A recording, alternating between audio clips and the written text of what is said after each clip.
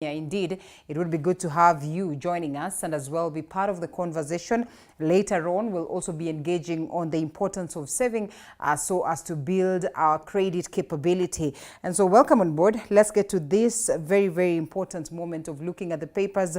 We have the Daily Nation, we have the Standard newspaper as well as the People Daily. Those are the papers that we'll be looking at this morning. But importantly, we take a look at a couple of things right here in the country as to the question of dealing with graft, as to the question of appointments of President William Ruto as he makes sure that he sets his very own government to deliver to the people of Kenya this amidst tough times.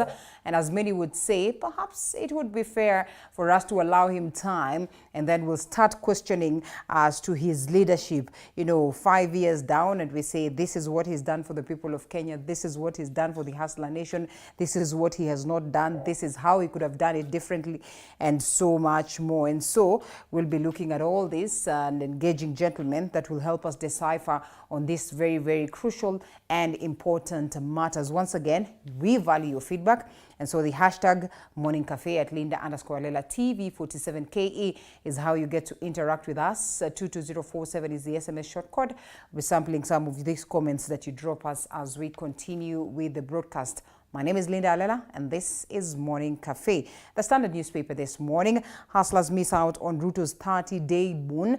And we're talking about where friends and loyals, politicians have been rewarded by appointments, well, from the legislature to executive. 30 days down line, Mwananchi is still experiencing the tough times that we keep talking about. Drought is ravaging the country. Fuel prices are at an all-time high, and the cost of living just got worse. Definitely, these are some of the things that Kenyans are asking.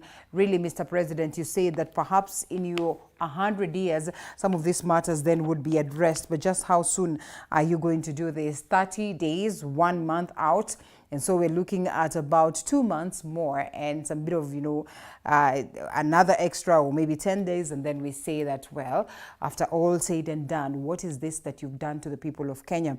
Is it important that we accord Mr. President some more time so that he can get it right as he makes adjustments? And this week it will be conversations on PSs and who are going to be lucky, as well as we await to see the very same leaders that have been picked for the post of cabinet secretaries, looking forward to face the houses, to face the House committee, so that we get to know whether they get a clean bill of health. Utamaduni or Huduma Day, confusion reigns. A story captured on page 5, that is as to the question of yesterday and the celebrations that we had. Well, the country, or better yet, the government coming out to accord us that day of, holiday, one would want to call that, or that day out from the usual business in the name of it being Utamaduni.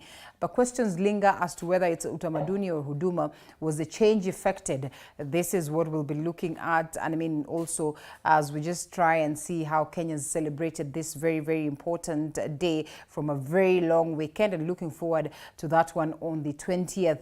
And this, as so much is happening also in the world of sports and in the global fraternity. Ukraine feels heat of Putin bridge wrath, and that's a story captured on page 36. It's all not all been rosy between Ukraine as well as Russia, and we still, as the world, are following up on the adjustments that are being made in these very same countries, and to as well see how they affect the rest of the nations. Ronaldo hailed for solo entry to 700 club. That is in the world of sports and football, to be precise. A story that is captured on page 48 as we continue to celebrate our sportsmen and women also. Just to remember that as well, those ones that represented us, that is on the question of athletics, definitely as well made us proud for the better part of the weekend. Be realistic with Kenya Kwanza first 100 days on the question of analysis and how then they are doing it and how different the Ruto reign would be from his predecessors. We're talking about the likes of, President Uhuru Kenyatta, Kibaki. Ruto says he would want to take Kenya to a space where then we'll also have to experience some of the things that we did during the times of Kibaki, but we get to understand just how possible that is And also a polite reminder or a nice reminder here on pages 10 and 11 as to the backstabbing mistrust that was held during the Kibaki-Raila cabinet naming. And this, perhaps a little bit different because the current president, that is Dr. William Samoei Ruto, has tried to address his in the most amicable way. First of all, rewarding some of those ones that were his loyals, as well as looking at the question of gender and not forgetting the question of representation of different regions and so much more that has been looked at as to that. A majority of them being politicians as well, but not overlooking the aspect of having technocrats on a board. On the Daily Nation this morning, impunity alarm as new buildings rise again on riparian lands. And this is a story captured on page 12, perhaps, that needs to be looked into. We all know that we have seen lots of buildings going down, being demolished because they are said to have been built on riparian land. But questions linger as to just what was the main game on that, and most importantly, how it was going to make sure that we have lasting solutions as to this. But as it is, a story captured on page 12 of the Daily Nation tells us of how a majority of buildings are again now being set up on these very lands that they're not supposed to be set up on. And questions are, how is this sustainable? How will they have these buildings holding them? Or then again, we'll come to those moments where then we'll have, buildings being demolished. Why is it Utamaduni and not Huduma Day? A story captured on page 3. Confusion rocked many Kenyans and leaders alike over the name and the meaning of yesterday's public holiday. A story captured on page 3. Definitely one would want to understand what it is all about. Economy. Well, a president wants to slash recurrent expenditure in bid to slow down borrowing. This is captured on the front page, expounded on page 6 and page 7. Pay cuts loom in Ruto budget plan, and non-salary benefits such as allowances, including entertainment and travel, and various non-essential expenditures will be reviewed for the CHOP starting this morning as the Treasury moves to effect. That is President Ruto's directive to save about 300 billion from this year's budget, as captured on page 6 and 7. And so we'll be looking to see what are some of the things that will be looked at and just how possible it would be for them to be implemented. And learning or leading non-essential spenders, that is 2021-2022, a question of travel, hospitality, training, contracting professional services, as well as contracting guard cleaning services, some of the bits that will be looked into, or some of the sectors that will be affected with this. Let's see how much of adjustments can be done and how important it would be. Lobby ones, Musheru sent to jail for contempt. This is a story captured on page 11. They say civil rights group wants outgoing cabinet secretary for ICT, Innovation and Youth Affairs jailed for allegedly disobeying court order on the appointment of ICT Authority CEO. That we'll be looking at to see just what it would mean and whether then this opens a case that really could land Musheru in jail or not. India, destination of choice for Kenyan patients, says a report. This is captured right here at the bottom of the front page of the Daily Nation, as well as expounded on page 10. And the number of patients that are referred abroad for medical care has been increasing over the years, well, with nearly all turning into India for specialized treatment, for which then Kenya spends about 10 billion annually. And we keep asking ourselves, what will it take for us to make the best of our very own health sector? Remember, President Uhuru Kenyatta was speaking about universal health care and how important it would be. That is under the Big Four agenda, and generally just to see to it that health matters are well catered for in the country. But unfortunately, we've not had so much of good reports. And who was his deputy then, and now the president, William Ruto, says that he is also as well focused to make sure that the health sector is looked into. Let's get to see whether then it will be a success. On the People Daily, why are people taking their own life? Why are people taking their own lives on this moment also? As the world marked Mental Day, experts in Kenya are scratching their heads over disturbing trend that has been captured on page 6. 7 and 8 from yesterday's celebrations, and definitely questions linger as to why really we have very many people taking their lives, and these numerous reports of depression cases and mental health. Definitely conversations that we're supposed to have, and we're always reminded to check on each other, which would be very, very helpful and instrumental in making sure people feel like they have a space or a safe space in the world. Farouk Kibet, the power behind the throne. A story captured right here on page 3 of the People Daily. And we all understand how instrumental and how close he's been to the president. Definitely one piece that you would want to read. Obama ally, 2 others win Nobel Prize. A story captured on page 16, definitely one that we celebrate as we always remind ourselves of our very own, who as well, Wangari Maathai, was able to get this prize. Ruto opened up EAC for trade. That also is a conversation that we'll be having today, and that's why I said we'll cross beyond the borders of Kenya to understand just how possible it is for us to enjoy East African integration. And President was Ethiopia, Uganda, and Tanzania in whirlwind tour to push economic case that is for close or cross-border business, as captured on page 4 of the People Daily. And those are the main stories this morning that is on the papers. Let's shift gears briefly and look at what my team has in store. And we start off on this very story. In a record of about 3 weeks and counting, that is after President William Ruto reverted port operations back to Mombasa from Mai Mahiu in Naivasha to the business communities in Nakuru County, says it's harvest time as businesses revive. And our reporter Willie Dennis Jiru with that very story from Naivasha. Nakuru County boasts of over 130 kilometers transit corridor on both A104 and C63 roads, commonly traversed by long trucks, ferrying goods to different parts of the western side. This impacted significantly on business entities in areas of Mai Mahiu, Naivasha, Kikopey and Salga, whose businesses have flourished following the influx of travelers before the ICD stepped in. It is, however, a sigh of relief after the port operations were referred back to Mombasa. Sasa zimerudishwa Mombasa, sio kusema ya kwamba Naivasha hatutafaidika, bado tutafaidika. Kwa sababu kama kuna magari nyingi ambazo zilikuwa zimewacha kusafiri, maana sasa magari yalikuwa yamepungua yakiwa Naivasha. Lakini zile magari bado zitasafiri kutoka Mombasa. Hawawezi kupita Naivasha. Aidha warale Mai Mahiu ama wakuja Naivasha. Gil kidogo.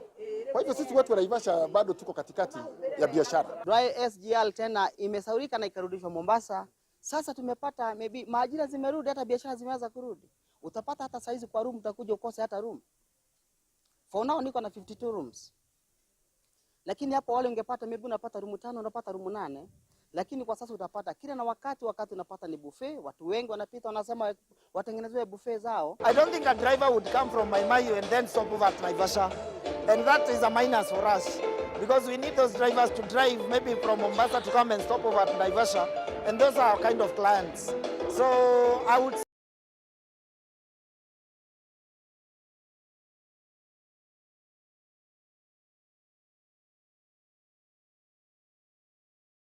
business, guest houses doing far much better with recordings of over 80% in occupancy. Right now we could not say much because it has not taken time.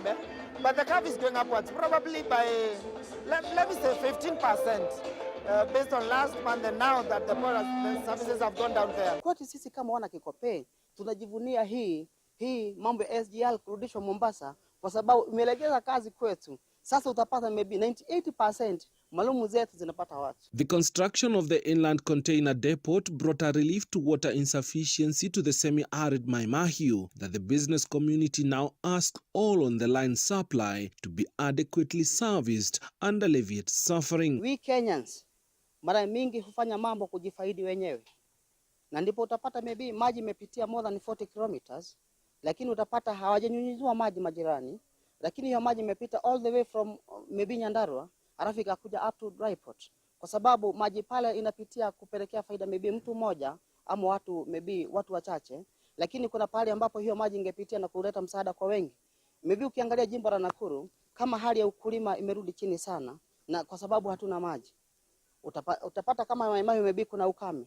Lakini kama hayo maji maybe ingepitia na watu wanyunyiziwa mapewa mita zao, watu wengine maybe wangefanya cabbage na wafanya irrigation, na hiyo maji ikuwe msaada kwao. Lack of consultation between the national government, business entities and locals cited as inconsistencies with calls to foster talks. So let the government work with the business community, let them consult, see what is working where, because at the end of the day, it's the businesses that pay the tax. And that way, we will be going up, all of us. Ni vyema wanapokuja kama hapa Nyama Choma, ama waende Mombasa Dry Port, ama waende pahali pengine kama Nyeri ama pengine, before waanzishe kitu fulani, ni vyema kuita wananchi na machifu kwanza, wanakuwa na maelewano. Kusema kwamba nikileta hii itakuwa faida kwa wananchi, nikileta hii haitakuwa faida. Maybe serikali saa zingine hufanya mambo bila kuinquire vijirani ama maybe counties. Na ndio sababu unapata tutafanya mambo mengi tuweke pesa, hiyo pesa inakuwa ni kama dormant. However, slick or no parking slots remain an impediment to both travelers and business communities, with quests to Nakuru County Government and Kenha to have these slots. Parking ni shida, juu kama ni marori, haiwezi katusaidia vile juu parking labda ikipaki marori 3 inaisha. Sasa unaona tunagojea, wengine wakija wanapita. Sawa, lakini kama tungelikuwa na parking tungelipata customer wengi. Our national government watukubali tu kutukumbuka na hii mambo ya parking. Ile place ya magari kulala hizi lori, cause unaona sasa hii mali zinalala ni fupi kabisa, hata ukikuja jioni utapata like inafanya accidents zikuwe mingi kwa saa hii. Wana biashara wengi wa hapa Kikopey, niseme 98.8% sisi hutegemea hawa matrucks na magari ambazo zinapita na mizigo pia na abiria. As the ICD remains deserted, a clarion call to the national government to maximize utilization of the infrastructure is on course to the benefit of the locals and the nation at large. Give us the choice. Let me choose what I want to do. If I want to go ICD way, let me go ICD way. If I want to go the transit way, still let me do that. But you cannot just say you are doing this. At the end of the day, you have to think about me, the business person, the driver, the waiter who is working here, the person at the petrol station pump. It's just important that we consider all of them. The closure of one thing gives rise to the other. With the ICD now back to the county of Mombasa, it is a new lease of life to the business fraternity along the corridors of the county of Nakuru, with many businesses reaping from this return. Reporting for TV 47 from Naivasha in the county of Nakuru, I'm Willie Dennis Njiru. Thank you, Willie, for that great piece. Now, security officers in West Pokot County are on the spot over alleged harassment of innocent residents in the county during the ongoing operation in the troubled Kerio Valley region. This comes after 11 people, including 8 police officers, a local chief, and 2 civilians were killed 2 weeks ago in Turkana East, which prompted the government to start security operation in this region. West Pokot County leaders have raised concern over what they termed as police officers taking advantage of the ongoing security operations in the region to harass residents in the area. According to area residents, the police operation has turned out to be a business for police officers who are engaging in bribery and extortion at roadblocks along the Kitale-Kapenguria-Lodwar highway. Kwa sababu hayo yalifanyika sasa na tumekubali labda wale watafutwe na waletwe kwenye sheria, inakuwa kwamba sasa askari wanakuja West Pokot hapa katika hali ya kusema kwamba tunataka kuseba zile mabarabara ambayo hao wanaweza kutorokea, wanakuja sasa kufanya maneno ya ambayo haikubaliki kwa watu wa West Pokot. Pale Marich ambaye ni Sigor constituency Pokot Central sub county ambaye iko West Pokot County, askari wameenda pale badala ya kutafuta wahalifu. Sasa kazi yao sasa ni kufanya extortion. The concern from the leaders comes just a day after locals were arrested by police on an entertainment joint in Makutano, a move that attracted commotion between the residents and security officers. Ni dhahiri kwamba uhusiano ya polisi na raia karibu kidogo karibu inaenda laini ambayo si mzuri, na tumeongea na bwana OCS kwa urefu na tukakubaliana kwamba lazima hiyo uhusiano irudishwe haraka. Residents are now calling on the security agencies to cooperate with the residents in order to promote peace and conducive living and working environment. Nataka niulize saizi county commissioner aite machiefs yake na madio na madisi ndio wapange. Najua hapa tujakuwa na mkutano ya kuongea na watu. Cases ambayo tunaambiwa sasa mingi ni ile sisi wenyewe viongozi tukimaliza ground. Now, a 30 seconds viral video of the Meru Killer bus has emerged, revealing that the bus dubbed Party on the Wheels was a party rental vehicle. The video that was recorded moments before the accident shows that the bus, designed for an adventurous trip, included unique features such as minibar, a DJ deck, screen monitors, a sound system, comfortable seats, and ample dancing spaces for its occupants. Survivors of the accident say the group was headed to Samburu for a night in the jungle before the fatal accident at Subuiga Black Spot. This 30 seconds video recorded inside the Meru Killer bus shows the group having a good time moments before the fatal accident. On the far left is a mini bar, a DJ deck and a sound system. On the right, the video shows the bus has comfortable seats and ample dancing spaces for the passengers. The group that left Nairobi at 9 a.m. on Saturday morning is said to have made several stopovers traversing the scenic Buuri area around Mount Kenya region before getting back on the road for Samburu for a night in the jungle. That, however, did not happen as the driver of the bus lost control, hitting a 14-seater matatu before ramming into a trailer that was also headed in the same direction. The bus driver and 3 other passengers from the bus died on the spot alongside 7 individuals from the matatu. The death toll rose to 12 people as 2 more people succumbed to their injuries whilst undergoing treatment. At the accident scene, beer cans and liquor bottles littered the road. A DJ mic flag was also found in the recovered items. The vehicles were towed to Subuiga Police Station Yard as further investigations into the cause of the accident continues. Zainab Mohammed, T47. And now, Education Cabinet Secretary Professor George Magoha is elated after President William Ruto promised not to abolish the competency-based curriculum. Meanwhile, results for national examinations slated for end of the year will be released in January, and this will enable the country to revert to the normal school calendar, as Sharon Baranga tells us. If there is an issue that has been causing Education Cabinet Secretary Professor George Magoha to have sleepless nights, was the possibility of the new government abolishing the competency-based curriculum. A project that has been close to his heart and one that he supervised its implementation. For 6 years, CBC has been in use in primary schools, and CS Magoha has been its strong advocate, saying the new curriculum provides an opportunity for talented learners to excel in life. And perhaps as you teach the children in the competency-based curriculum, where I want to thank His Excellency the President, William Samoei Arap Ruto, for having decided that CBC is not going anywhere and that it is going to be revised and looked into. That is an intellectual talking, because you know as well as I do that there is nothing perfect. Somebody tells you that something is perfect, that person is a fool. If you have a friend who agrees with you all the time, that person is a fool. Because a normal person should be telling you what you don't want to hear. Magoha was speaking at a Kenya National Union of Teachers event in Kirinyaga County. On national examinations, the CS said that results for the exams slated for end of the year will be released in January, and this will enable the country to revert to the normal school calendar. If everything goes on as planned, the exams will start on 28th of November, and all the results will have been released by 23rd of January, so that we can start a new year normally.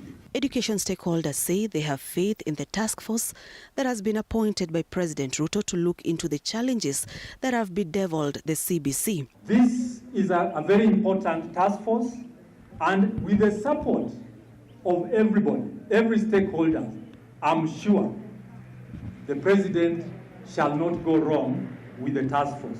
NAT leaders also pointed out issues affecting the welfare of teachers, which they want the government to address, such as salary increment for teachers and employment of over 50,000 teachers as promised in the manifesto of the Kenya Kwanza government. The employment of the 58,000 teachers, as was proposed in the Education Charter, we pray that the strength of His Excellency, the President of this country, come to fold, and we have these teachers employed so that we ease the understaffing of teachers in this republic.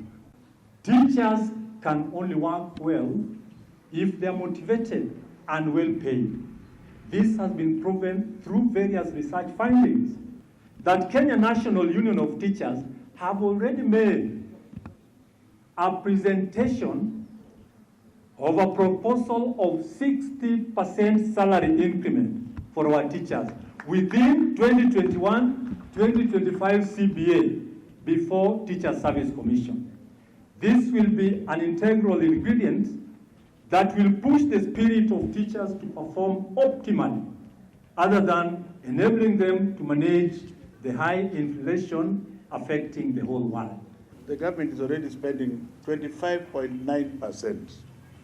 And I heard the President promising us, when we met him at one time, that he is indeed going to employ the teachers that he promised to employ, which means our government is going to spend more than 30% of the national budget on education, isn't it? So when you say solidarity and you say pesa, you are selling yourself cheap.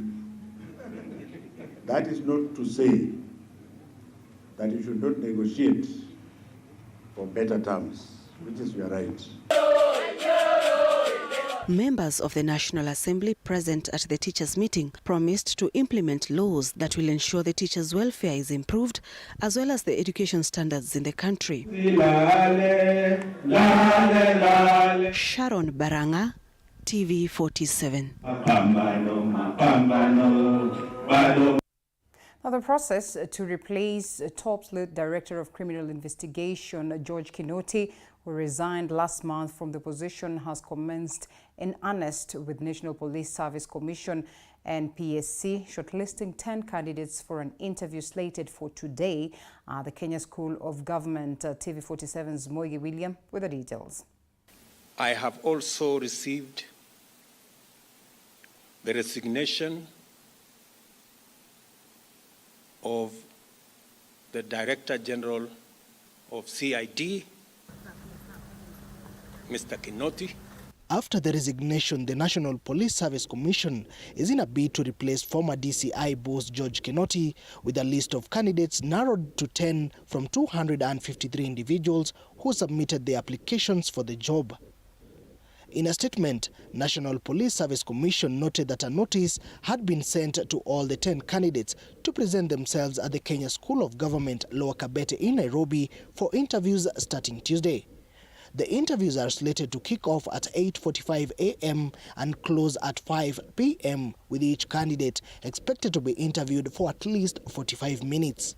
Those shortlisted include Mohamed Amin, Bernard Barasa, Eliud Lagat, Monga Nyale, and Esther Saronei, David Birech, Jonyo Wiso, Nicholas Kamwende, Paul Nambuki, and Dr. Wanderi Mwangi. Currently, Mr. Mohamed Amin is a Senior Assistant Inspector General of the National Police Service, serving as the Director of Internal Affairs Unit, concerned with ensuring that the National Police Service officers handle themselves in a professional manner when dispensing their duties. Bernard Barasa is currently serving in the Coast Region as the Coast Regional Criminal Investigations Officer. He previously served in an elite serious crime unit. Eliud Lagat, on the other hand, is the current Director of Reforms at DCI headquarters. He is an explosive and post-blast expert who headed the Forensic Bomb Disposal Unit prior to his current posting. He is also an alma mater of the National Defence College of Kenya. Gideon Nyale Monga is the current principal assistant to the Inspector General at the National Police Headquarters in Nairobi. He formerly headed DCI's Anti-Terrorism Police Unit. Esther Chepkosgei Seronei, who is the only female candidate shortlisted for the Kiambu Road-based office, is currently based in Bomet as the county police commander. David Kipkosgei Birech is the man in charge of police reforms at the National Police Service. For Michael Wiso, he formerly headed the legal service at the Directorate of Criminal Investigation Headquarters. Mr. Wiso is a former head of legal service at DC Headquarters and is now eyeing the director position. Also shortlisted is Nicholas Ireri, former Nairobi Regional DCI Chief, and is currently serving as the Director of Planning at DCI Headquarters. Prior to his current role in the DCI, he was the Director of Forensic Services and has had a stint at the Anti-Narcotics and Banking Fraud Units. Paul Jimain Ndambuki has previously served at the Interpol Headquarters in Lyon, France, and at the DCI Academy. Last but not least is Simon Mwangi Wanderi, currently serving as the head of DCI Railways Command. Before this, he was a long-serving director of personnel at DCI Headquarters, a top crime buster in the flying squad. The position fell vacant after former DCI Director George Kinoti resigned from the position in a letter to President William Ruto and was transferred back to the Public Service Commission.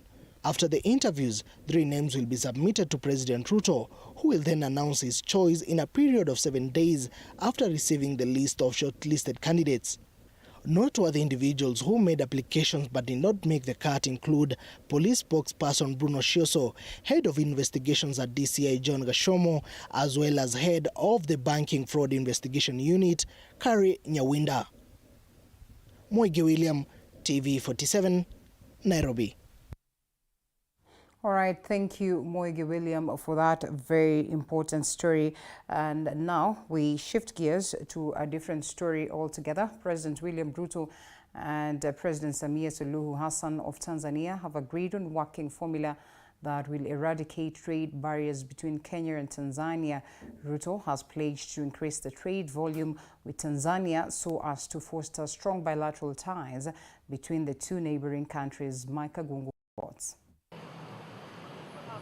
In his first visit to neighboring Tanzania since he was sworn in as the 5th President of the Republic of Kenya, President William Ruto stated that the two nations will be working to double trade from the current 45 billion shillings to 90 billion shillings, so as to ensure that the trade and investors benefit from the relations. And I think it's now clear to all of us that increase in trade benefits everybody.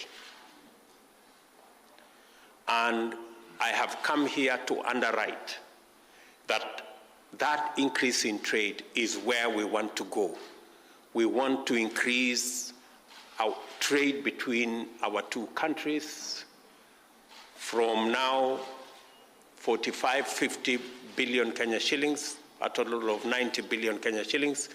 We want to double that trade, and it is doable. Kenya's trade with Tanzania has grown steadily in the past years in the wake of improved relations between the two countries, after years of feuds that at one point resulted in retaliatory measures such as trade bans. When you and President Kenyatta were working on these barriers that were barriers to trade, many people thought it would benefit Kenya. But today, it has benefited Tanzania more than Kenya. And we are very happy as the people of Kenya. President William Ruto said a borderless East Africa Community EAC will allow free movement of goods and services among member countries, thus unlocking numerous business opportunities for the people. The two heads of state said the concerned ministers would meet to ensure the outstanding trade barriers between the two countries are resolved before the end of the year. Lakini kwa ujumla niseme kazi iliyoanza baina yetu Kenya na Tanzania kuondosha vikwazo imekuza sana biashara. Mwenzangu Rais Ruto alikuwa anatoa takwimu na akasema Tanzania mmefaidika mara 2 zaidi ya mlivyokuwa mkifaidika. Barriers ambazo zimebakia chache, Mheshimiwa Rais na mimi tumekubaliana ya kwamba mawaziri wakutane, wale officials wengine wakutane, tuyakamilishe, tuyaondoe, ndio hata ile biashara iweze kukua zaidi. The meeting is scheduled to be as soon as Trade and Industrialization Cabinet Secretary nominee Moses Kuria is vetted and approved by the National Assembly. President Ruto expressed satisfaction that 56 trade barriers between Kenya and Tanzania have so far been resolved, saying he was confident that the remaining 14 outstanding will be soon resolved. Tumeshakubaliana pia mambo ya kupigana na ugaidi, human trafficking, and the rest of the transboundary crimes that are making our region uncompetitive and giving us a bad name. So we have agreed that we will enhance the cooperation that exists between our security agencies so that we can share information, share strategy, and be able to deal with these challenges to secure our region, to secure our two countries. Lakini kuna mradi wa bomba la kusafisha mafuta, kusafirisha gesi asilia kutoka Dar es Salaam hadi Mombasa, mradi ambao tulisha saini makubaliano pamoja na Rais Uhuru, lakini Rais Ruto ameubeba kwa ndio mradi wake wa kwanza atakaoanza na Tanzania. Of the 6 nations that make up the EAC, Kenya is the largest investor in Tanzania and the 5th largest on the continent. Mike Kagwongo, TV 47. Now, different communities from different parts of the country celebrated the Utamaduni Day in their special way. The day was renamed Utamaduni from Moi Day, which marks our cultural heritage and beliefs among our communities. In Meru County, the Meru community had its own way of conducting this celebration, and the story was produced by Andrew Juma. Songs, dances and all kinds of traditional celebrations were the order of the day here in Meru during the Utamaduni Day celebrations.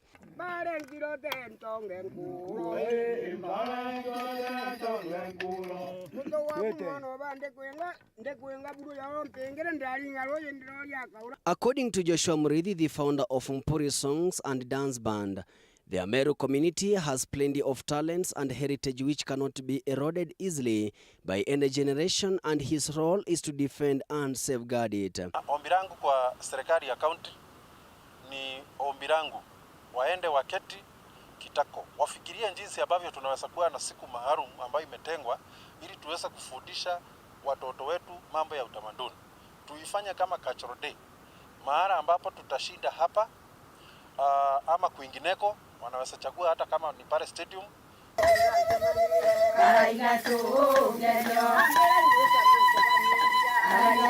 We are further notified that some of these songs played a crucial role when it comes to young men and women who were getting married in the community. Hizi ni pingu ama handcuffs ambazo zilikuwa zinatumiwa enzi zile za zamani. So mtu angefanya makosa, ulikuwa unaingizwa mkono mmoja hapa na mkono ya pili hapa. So mikono yote ikitokea huku, alafu sasa unafungwa. So hizi zilikuwa zinatumika kama handcuffs. Utamaduni wa kitambo ama wa hapo awali uko na utamu sana, sababu mambo mengi ambayo siku hizi tunafanya na yenye ilikuwa inafanywa kitambo ya saizi ni mambo ambayo wakati mwingine haina adabu mbele ya wazazi, mbele ya watu wazima. Lakini hapo awali kuna mambo ambayo yalikuwa, mambo yote ni walikuwa wanatenda yalikuwa mambo mazuri.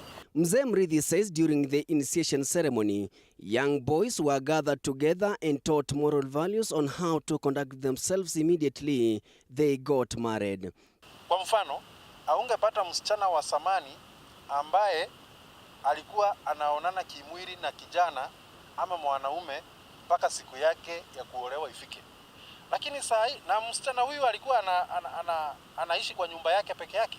Lakini leo tunakaa na wao kwa nyumba moja. Kuna CCTV cameras. Tuko na walinzi pale kwenye lango kuu. Lakini hao wasichana ukiwaweka 10 utakuja kugundua ubikira wao waliharibu kitambo. This group of elders was, however, disappointed on how some communities were allowing their culture to fade out easily, saying it will soon be forgotten by the current and upcoming generation. Ni uzini kuona sasa nyimbo tunaelekea, tunakwenda, tunaacha hii dunia, tunaaga na nyimbo hazina wenyewe. Ninachohimiza ni kwamba serikali za majimbo, county government, watengeneze makamati, waunde makamati ya mambo ya utamaduni wetu, na kutoka hapo sasa tutakuwa tuna vijana na wale wengine kwa vikundi kwa mabaraza, tunafunza wengine wakiwa ni watoto 10 labda watatu watakuwa wameshika.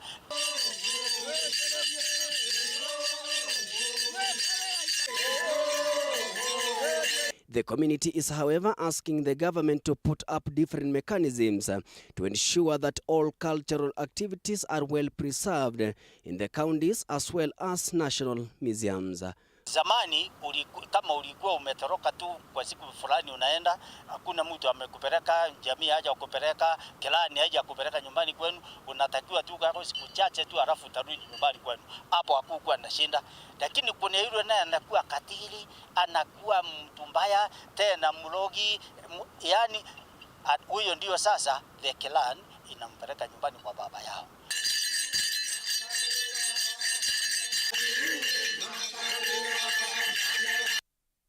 Now, a meeting convened to sort out chaos between Muguka traders in Siakago town of Mbeere North, a sub-county of Embu County, ended prematurely after residents declined to be addressed by leaders.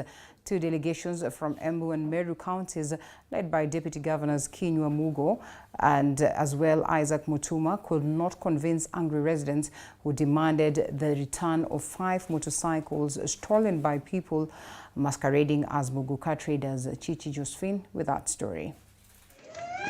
The chaos that could degenerate to tribal started when residents of Nthawa Ward accused Muguka traders from Meru of harboring criminals who stole motorbikes and refused to pay for Muguka while acting as brokers, among other crimes. The residents, however, demanded for transfer of all officers attached to the crimes unit in Siakago police station, who they accused of siding with criminals, demands that Embu County Commissioner Stephen Kihara assured them they would be granted according to the law. Kuanzia leo, kesho utaona the changes zile tumeimplement kuanzia leo. Na kesho nikikuja hapa mliulize hiyo swali. Mumekubaliana mimi? So already we have come up with a structure who will be with us here. Sinizao? Meru Deputy Governor Isaac Mutuma, who addressed the media after the botched meeting, called for a truce, adding that the issue was somehow political. Tumeenda pale, vijana wa area hiyo wamekataa viongozi waongee, kuonyesha ya kwamba kuna siasa mbaya ambayo imeendeleshwa pale kwa hiyo area. Kwa hivyo tunaomba viongozi, tukianza na the Embu County Governor, Her Excellency Mheshimiwa Cecily Badire, matamshi yako ambayo ulitamuka jana, tunaomba kama viongozi wa Meru urudi tena kwa watu wako, uwarejeshe, kwa sababu wanakungoja useme neno ambalo litarejesha amani katika hiyo eneo. Embu Governor Cecily Mbarire, who visited the area on Saturday, called for registration of all Muguka traders and border operators to make it easier for identification by county government and security personnel. Na nikiwasikiza, tuko na criminal gang ambayo imetake over mambo ya biashara na mambo ya watu wa Nthawa. Kama biashara yetu ya miraa itaendelea, we want to register kila mtu ambaye anakuja hapa kununua miraa yetu, awe anajulikana. Chichi Josephine, TV 47. Well, thank you, Chichi Josephine, for that very report. We certainly hope that their grievances then are addressed. It's at this very point that we now shift gears to a very, very important moment of having a conversation that revolves around what is happening in the world of news. And I'll be having 4 gentlemen joining me for this very conversation. Honorable John Munyasia will be joining us virtually, and in studio we have Dr. Meshak Maatua, political, economic and financial markets analyst, as well as retired Major Peter Mwithi. Sami, thank you so much for creating time, Major, to be with us.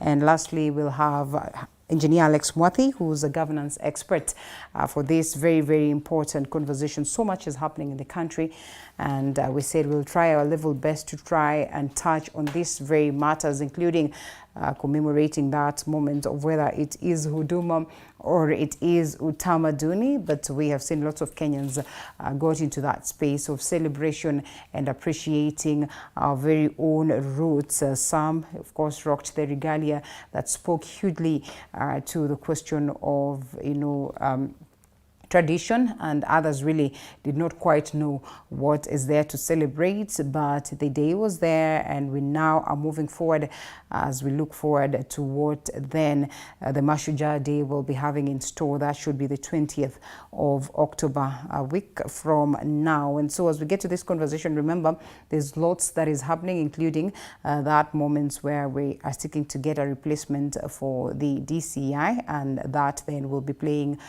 today. And after these 10 names were shortlisted, above everything, the conversation on East African integration, as well as whether we've gotten it right now on the question of dealing with corruption, and not forgetting the numerous appointments that are set to be done by President William Ruto as he sets his government. Very important that you interact with us. The hashtag is Morning Cafe at Linda_Lela TV47KE. Gentlemen, thank you so much for creating time to be with us this morning. Major, I feel like your seat is a little bit low, but that's fine. We should be making some of these adjustments as we continue. It's good to have you, gentlemen. Thank you. Engineer, how have you been? Very well, and always a pleasure to be here. Right. And thank you very much for having me again. Yeah. It's a pleasure to have you. Yes, lots of conversation as to appointments, adjustments of government. Does it always have to be this, that it's a total overhaul when another government is coming, especially with this question of devolution and with this question of a new constitution, that when a president comes, they sweep almost everybody that is there and they bring on board their new, and such we have seen even at the county levels. And what does that do to the question of growth? When a new government comes, the government comes with its own agenda. Yeah. You remember, every government sets forward its manifesto. Yeah. At least at the top echelons, the cabinet secretaries, the permanent secretaries, and those kind of levels, you need people that will agree with you, mainly either in the manifesto or be able to adjust to the manifesto that is there. And that's why it's always almost a contractual program for the top. But the bottom, after the PAs, the undersecretaries and everybody else, remains the same. Of course, there's quite a bit of adjustments as the government starts, but those are the people that are running the day-to-day affairs of the government under the guidance of the people that will be appointed, that will be able to run with your agenda. Yeah. So it's kind of automatic that has to happen. Okay. Yeah. All right. And Major, the one slot that we're looking at, and that, we have seen lots of people presenting their names. We're left with 10 that have been shortlisted. One of the biggest entities as to the fight of corruption, and we're looking at the DCI position, and this then that was left by Kinoti, who resigned some times back. It would be necessary for us to have a Director General for the CID unit moving forward, especially at this point that this current government as well is talking of how huge they need to deal with the question of corruption. We know what was there during the times of Kinoti, and we know what it is that we look forward during the reigns of the ones that are going to come next. First of all, do you suppose then the executive would have a hand on this? And what are your expectations for the day, especially at this point when they have to seek to bring on board the next names that are supposed to be presented to, 3 of them will be presented to the president for him to, then pick one that will fully be appointed. What do we expect of this very important agency? Linda, thank you so much for inviting me once again here. And let me thank God who has given us the breath to be here. Right. That is very important. And sadly, you'll allow me to pass my condolences to where I come from. Okay. I come from the Rakanidi County, an area called Kidhino. There was a tragedy there yesterday, the day before yesterday, where Mama Kanini lost her daughter, and Mrs. Lawrence also lost her daughter when they drowned in a river called Kidhino. Those are my relatives. Right. So let me take this early opportunity to condole with the families and all the residents of Kidhino for that tragic issue which has happened in that area. However, let me come back to your question that we have some members of the government which are coming in the new regime. As my colleague has said, this is a political issue. You don't come in and expect to have people you don't have faith in them. Okay. You must have a team, a working team that is going to follow your ideologies, is going to team up properly, is going to do what you want to do. With issue of CID Director Kinoti, I think, to be very frank, there was political intonations around there and inclinations. And what I would like to tell my, because I was a public servant, I've served in the military for 34 years. And what I would like to say is that when you are in a public office, please try to do what it entails according to the law. Otherwise, when you, I'm not saying that Kinoti did something bad about the people who have assumed the powers, but I think sometimes you must be very neutral. You must play to the rules. You know you are there as a public servant. Your work is to serve the people. Major, you know, he decides to resign and you ask yourself, why so fast? Perhaps he knew that, well, eventually there's going to be that aspect of change. Or true to it, to some extent, maybe he did not play the cards and, you know, right. And of course, not in favor of this regime that comes in.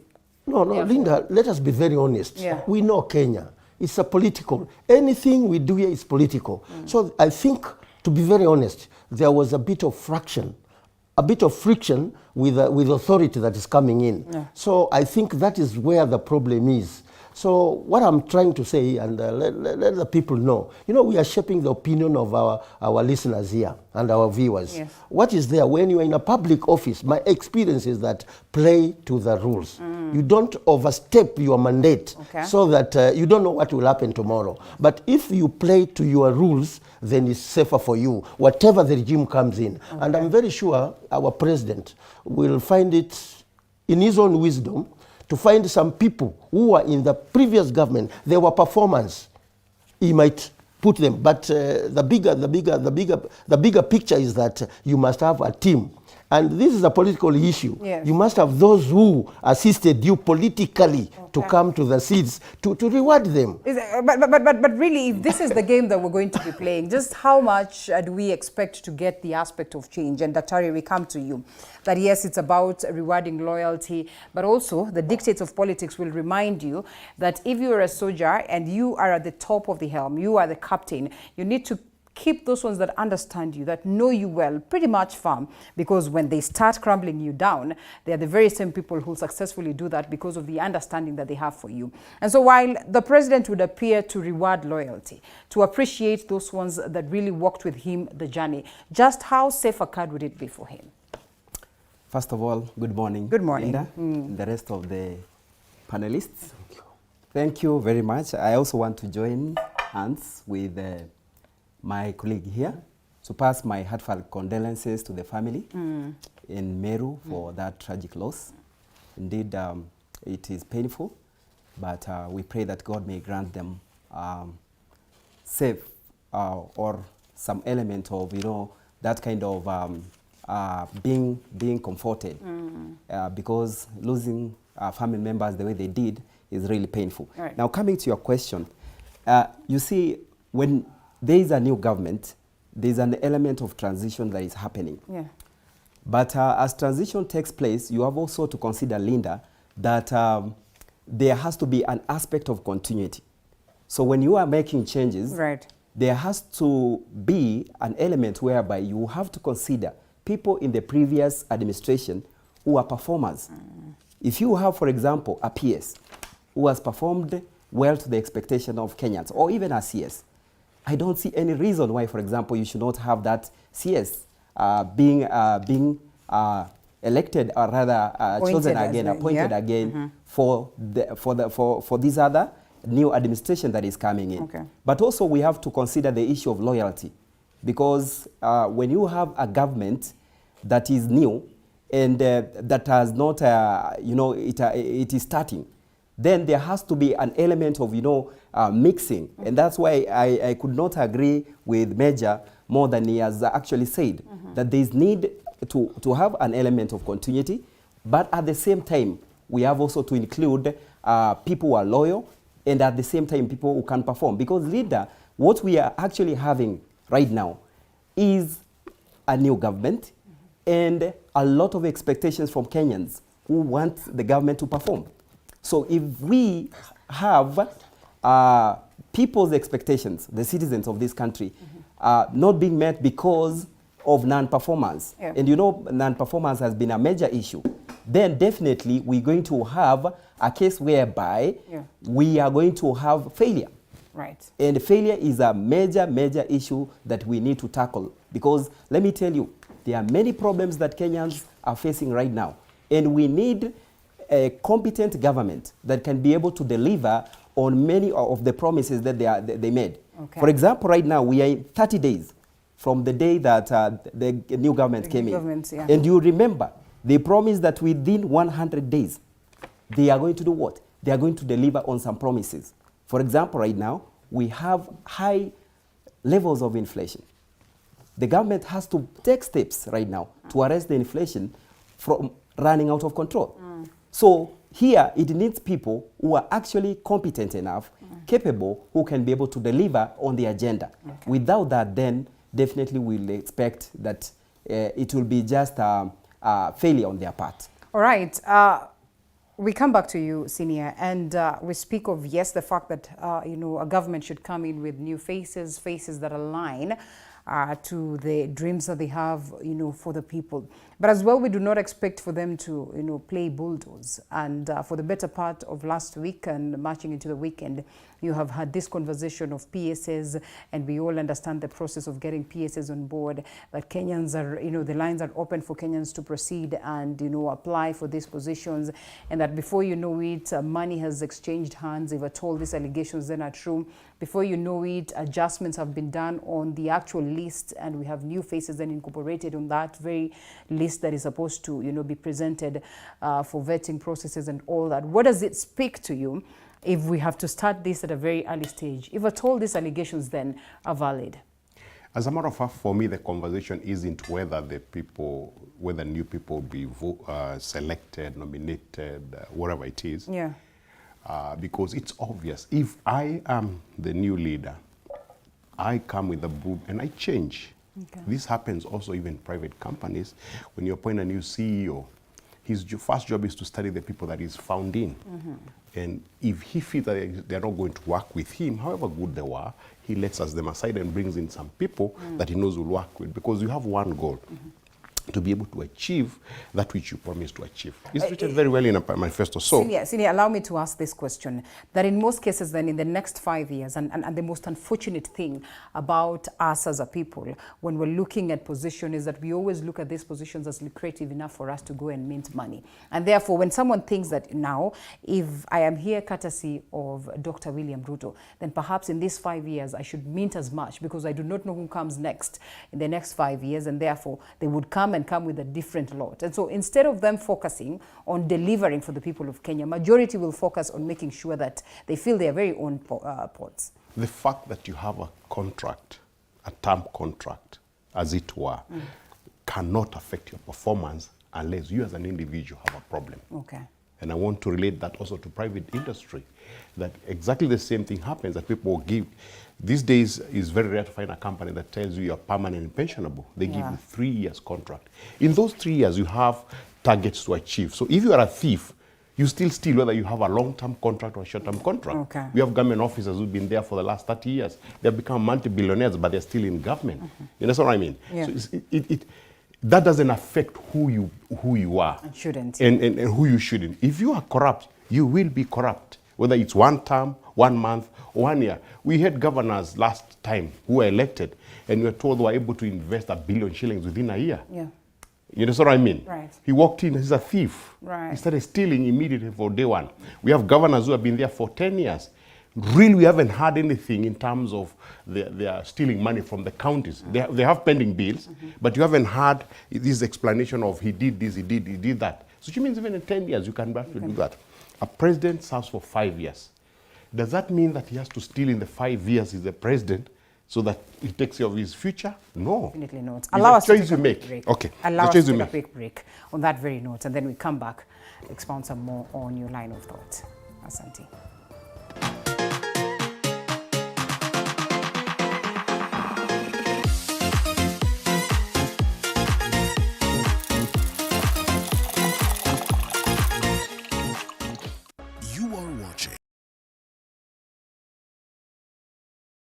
Of Untold Stories. Siyakubalie maumivu ya misuli kukatiza ratiba yako. Kaluma Pain Balm ni dawa ya kusugua iliyotengenezwa kutoka kwa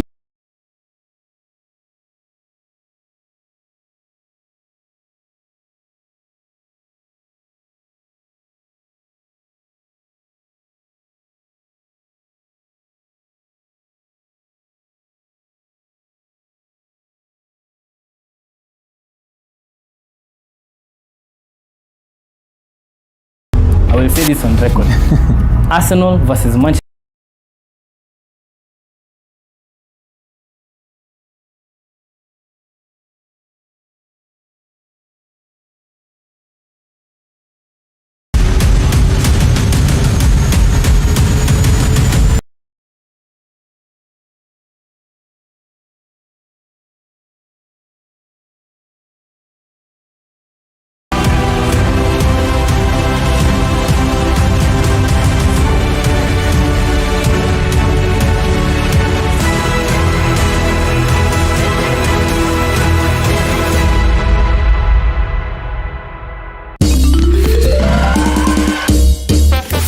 Sona moja imetengenezwa kwa njia spesheli ili kupambana na maumivu kwa haraka. Sona moja ina aspirin kama kiungo. Sona moja, kitulizo kamili. Maumivu yakizidi, pata ushauri wa daktari.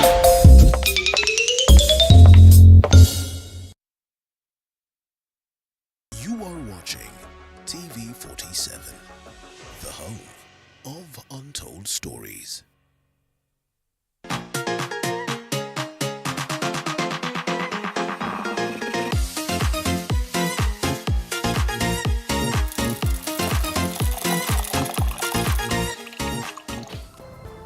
Dr. Meshach Matwa is with us this morning. Peter Mwithi, who's a retired major, as well as engineer Alex Mwathi.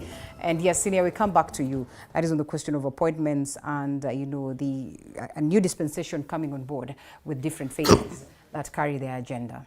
Yes, so when you get elected, when you get appointed as a new CEO, you have to have a team that works with you and agrees with you and sees things differently. Yeah. And generally people have this thinking that if you get a new person, even when you don't know him personally, you'll have a new thought. You also remember that because of the previous appointments that used to happen, you know, roadside pronouncements and all that, in the 2010 constitution, you know, in our wisdom, we decided that we're going to give prescription on how some of these things are done, that everything must be interviewed for every position. And it's only the cabinet secretaries that really the president has a hand in appointing whoever he chooses, whoever, and I mean whoever he chooses to appoint, he will appoint. But remember, as soon as he nominates, that person needs to go to parliament so that he can be interrogated, basically interviewed and approved by parliament. To an extent that if I have an issue, if Alex Mwathi, for argument's sake, was nominated as Minister CS for Industry, which I was hoping I would be, then I would sit in parliament so that they can be able to interrogate me. First of all, my professional life, my personal life, to just see whether I have it within me to be able to fulfill that job. Of course, you notice in the past it become a more moral discussions, as it were, the issues that you've done in the past. Which means that he doesn't have a full control over that. For me, what saddens me is our ability to be able to water down any system that we set aside to an extent that 9,000 people applied for PS. Imagine. A criteria was set and 2 weeks were given. In fact, there was an extension of 7 days, of 7 days for people to send their nominations, which means at the end of the first period, people knew there are people who are not sent the applications. Because ideally, the Constitution sees us as moral people, ethical people, responsible people. So if you say in 1 week, send applications, everyone sends within 7 days. Yes. There is no reason whatsoever for extension. Because if you didn't present, that's your problem. Right. Not anybody's problem. And this is something that was anticipated from the word. Of course. Yes. From 2017, we knew in September 2022, there would be these applications for PSs. We knew. Yeah. So you extend it for a week.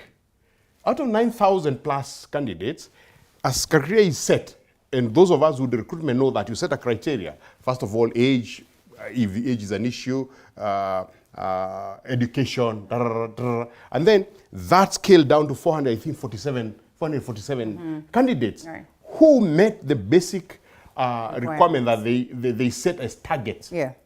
Out of the other 9,000, anybody can go to court and question, why was I not there? And what was this criteria that threw me out? The sad thing is that 48 hours after, that list is adjusted by 108. That's where the problem is. Because it all means that we are extremely immoral as a people. And whoever who has put that list there, it saddens me that they are running a government. Right. It saddens me. And so here we are, Major. In as much as we say that these adjustments are necessary, does it not sadden you as much as it saddens, Mwathi here? And I mean, many other Kenyans, and it's been the talk of town. And I don't even think, again, adjustments to reverse this then would be done after all. Linda, let me say this. I'm not a politician, but I'm a Kenyan citizen. There are some variables which I cherish myself so much. One is dedication to duty, to deliver to the Kenyan people. The other one is commitment and what I call also patriotism. When all these players who are going to steer the government of Kenya Kwanza, all these people will be blanketed by politics. That's the truth all about it. But my prayer is that let all those people be chosen. Those people who will be dedicated, committed, and they are patriotic enough. And at the same time, as the engineer said, who will feel chapter 6 of integrity and leadership. Because that is where we have a problem. They'll go through the sessions of parliament, they will say that they are moral, upright, and we know their history, although we have been given a privilege to question, a citizen to question and write and say so-and-so does not meet the criteria of chapter 6 of integrity. But thereafter, what happens? And the big animal is corruption. They come again and change and try to amass a lot of wealth because they don't have an interest of that Wanjiku, that Mamamboga, that Asla back in the rural area or wherever he is. And so we're going to come to that, Major. My question then would be, let me finish my line of thought. Fine. The problem is, it doesn't matter whatever the government is going to pick people, but let us pick people who are dedicated, committed, who have patriotism, who have Kenyan heart. Major, how can it not matter? How can it not matter when we all understand the processes and the procedures of getting these individuals on board, and yet these processes have been floated, and then we're looking forward to have individuals that we all think would align to the Chapter 6 of the Constitution? That is what Linda I'm saying, the political problems that which is having us. A fraud process cannot give you the right person. Don't you think so, Major? So in this case, Daktari, we ask ourselves. So actually, coming to that, and that's where the problem lies, whereby you have Chapter 6 of the Constitution, which clearly sets the guidelines, whereby we should be able to abide, okay? But you realize that majority of the leaders who are elected actually do not meet appointed and even elected do not meet that Chapter 6. So then the question comes in, what is the problem? The problem does not lie in absence of laws or regulations, for that matter, that actually guide us. But the problem lies in our moral fabric as a people. Right. Where is it that we as a people cannot be able to go by what we have already set by our own selves? For example, what we know as the 2010 Constitution, which clearly stipulates that for you to be elected or appointed, then you have to actually meet a certain level of integrity. And that brings me to something that I know happens in the public service. Linda, I'm sure you know of something called Wealth Declaration Forms, right, which are actually signed by public servants annually. Which we rarely have them doing anyway. And if they do, I don't know just how genuine then they give us. So then the question comes in, or the question begs, what is the essence of having these wealth declaration forms? Is it just a kind of, something that is done for the sake of it? Or is it something that is done really to help deal with this monster that we know is a big problem that has really cost our country dear? Because if we had fought corruption, I can assure you that we could be far. As a country, we could be among the most developed nations, not only in Africa, but in the world. But because of this problem, which of course is well manifest in the public service, then we are here we are. And therefore, I could want to just say that there is need for us to reflect, to have a personal reflection as a people. And it starts with the leadership. And that's why I think the new government has a huge responsibility to make sure that they choose the right people. Despite the fact, yes, that there are many interests to balance, as my panelists have said, you have to look at the issue of delivery.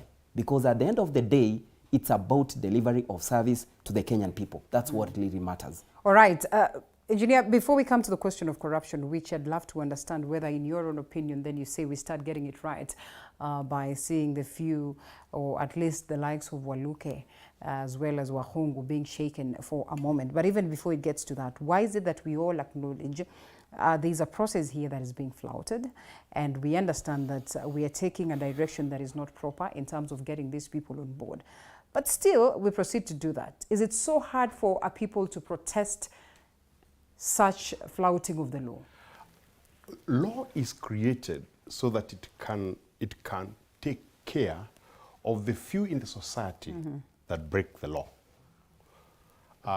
When you have the majority of the people not respecting the law, then the law becomes almost as a suggestion. And in a nation that sometimes goes towards collapse, the majority of the people become lawbreakers. To an extent that even when something is done that is wrong, people don't see the import of the wrong that has been done. We are in a situation, and I'm not a prophet of doom, where as a people, we've reached a stage where we excuse everything. This is a country where somebody is accused of stealing money in a certain position. And the people in his constituency say, wacha mwizi wetu akuje, tukule naye mali. And then the question is, when he comes there, he or she comes there, will he or she steal from you? Says, that's okay. They will steal, but we use it internally. When you go to the roads, Linda, start with the way we drive. I hope you know that overlapping is considered as dangerous driving, according to the Traffic Act. Dangerous driving, it means that you can kill, which means if you have to be taken to court for dangerous driving, it's almost like you have killed someone. Right. How many of us overlap? Majority of us. This morning, as I was coming, and that's why I was a bit late, on Kiambu Road, someone overlapped, but then a lady crossed. Oops. So there's no way you can see her. Bang! 6:15 in the morning. It's a sad thing that we can do that. And once we excuse that, because all of us overlap, and then we sit on a set like this and start talking about what others are not doing. Criticizing, the court of public opinion. Yeah. So it's a really tricky situation that we set laws, that we say that we will have interviews, and people send you applications. 9,000 Kenyans have the presence of mind to send applications. a criteria is set, and 447 are shortlisted, then somebody somewhere actually picks a list of 119, 108, and adds them there. They have no morals. The person putting them there have no morals. The person accepting them have no morals. The person authorizing that has no morals. Because what do you tell to the 9,000 Kenyans who are not shortlisted? Not because they're not qualified. I can tell you I was one of them. Okay. So what are you telling this country? That you guys, you set laws, but you don't need them. We run it our own way. And that's our problem, Linda. That's unfortunate. That the law is an excuse, and this has happened over the last 50 years. Looks like we haven't changed. Msitu mpya, yani wale wale. Unfortunately, let's talk corruption for a moment. And there have been faces that have been lucky enough, the likes of Waititu, perhaps would be out of the dock. We have seen the likes of Mithika Linturi having some of the cases that faced them, being withdrawn. Well, based on those ones that made these allegations or made these complaints. And now, of course, the chances at the level of parliament in terms of vetting for them is now higher, because remember when we had that cabinet list, we started looking into this numbers and to the list and looking at the faces that are there. And we asked whether the likes of Aisha Juma would be lucky enough to be vetted in, whether the likes of Mithika Linturi, who's now of age, lucky enough. I don't know whether in totality, but that one of Wahungu, as well as that one of Waluke, has played out as well. And so we ask ourselves, have we started getting it right in the question of corruption? And while this is happening, there are few Kenyans who hail from this particular region that argue this is unfair, that, well, perhaps the law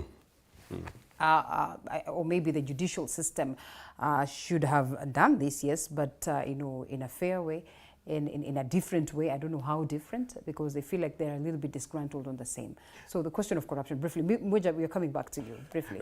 Now, the corruption is theft, is grand theft. And when we call it corruption, we almost give it a name that sounds romantic. Right. It's grand theft.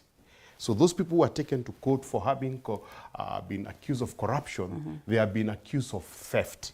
And some of this theft causes death. So you can actually call robbery with violence. Right. It's been like the fellas who stole for KEMSA. People died because they stole gloves. They stole masks. So those are murderers, if you ask me. I know some people not like to hear that, but that's robbery, robbery with violence. And the only way we can fight it is something that the president said during his inauguration address. And I just hope that he will follow it up to the end. Because he said, we will strengthen institutions. And on the spot, he announced two strengthenings. One, he gave the police their own budget so that they will not be under the control of the office of the president through the Minister of Internal Coordination. He also said that of the judges that had been denied appointment, he will appoint them. And he actually went ahead, appointed them on the same day, and swore them in the following morning, putting in a very strong statement that I'm going to support this institution to be independent of the political shenanigans that we have. Yeah. So what we are looking at and hoping, some of us who are positive most of the times, is that will be taken to the end. Because if you don't strengthen the institutions that fight corruption, you just cymbals. Wow. It's not making noise. Major, we're coming to you. Allow us to take a quick short break, and then we come back on that very note.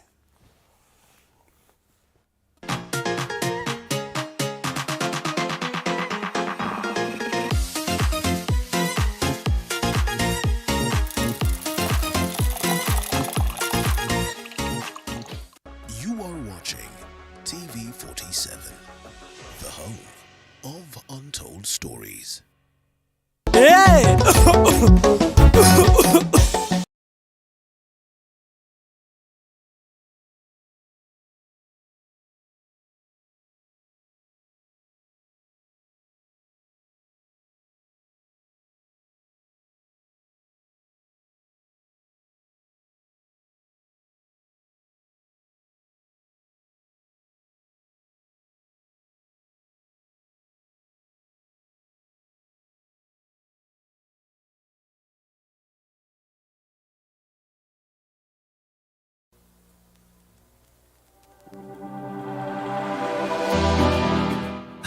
well do you know what's happening around you? Morning Cafe with heated political debates. Baraza la Siasa. Hiyo kitu azungumzie, angalie hali ya maisha ya watu. Informative health discussions.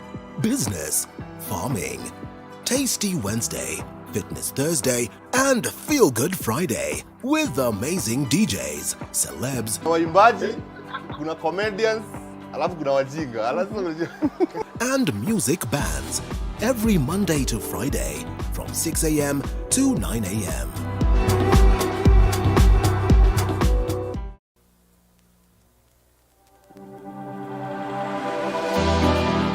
How well do you know what's happening around you? Morning Cafe with heated political debates. Baraza la Siasa. Hiyo kitu azungumzie, angalie hali ya maisha ya watu. Informative health discussions.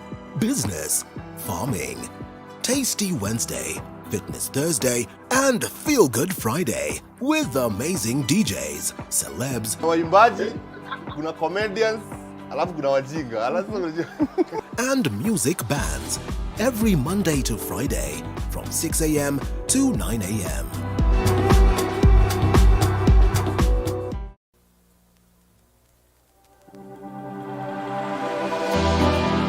How well do you know what's happening around you? Morning Cafe with heated political debates. Baraza la Siasa. Hiyo kitu azungumzie, angalie hali ya maisha ya watu. Informative health discussions. Business, farming. Tasty Wednesday, Fitness Thursday, and Feel Good Friday with amazing DJs, celebs, waimbaji, kuna comedians, alafu kuna wajinga, and music bands every Monday to Friday from 6 a.m. to 9 a.m.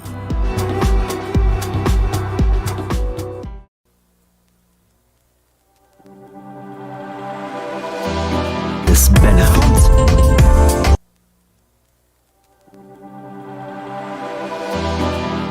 How well do you know what's happening around you? Morning Cafe with heated political debates. Baraza la Siasa. Hiyo kitu azungumzie, angalie hali ya maisha ya watu. Informative health discussions. Business, farming. Tasty Wednesday, Fitness Thursday, and Feel Good Friday with amazing DJs, celebs, waimbaji, kuna comedians, dancing,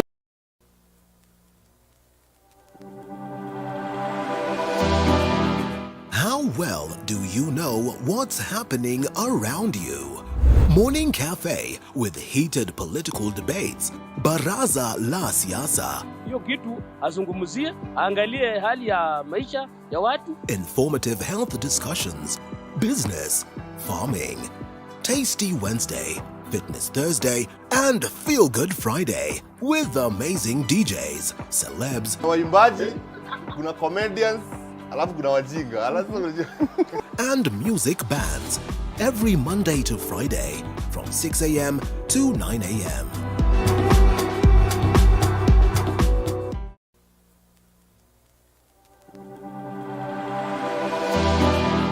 How well do you know?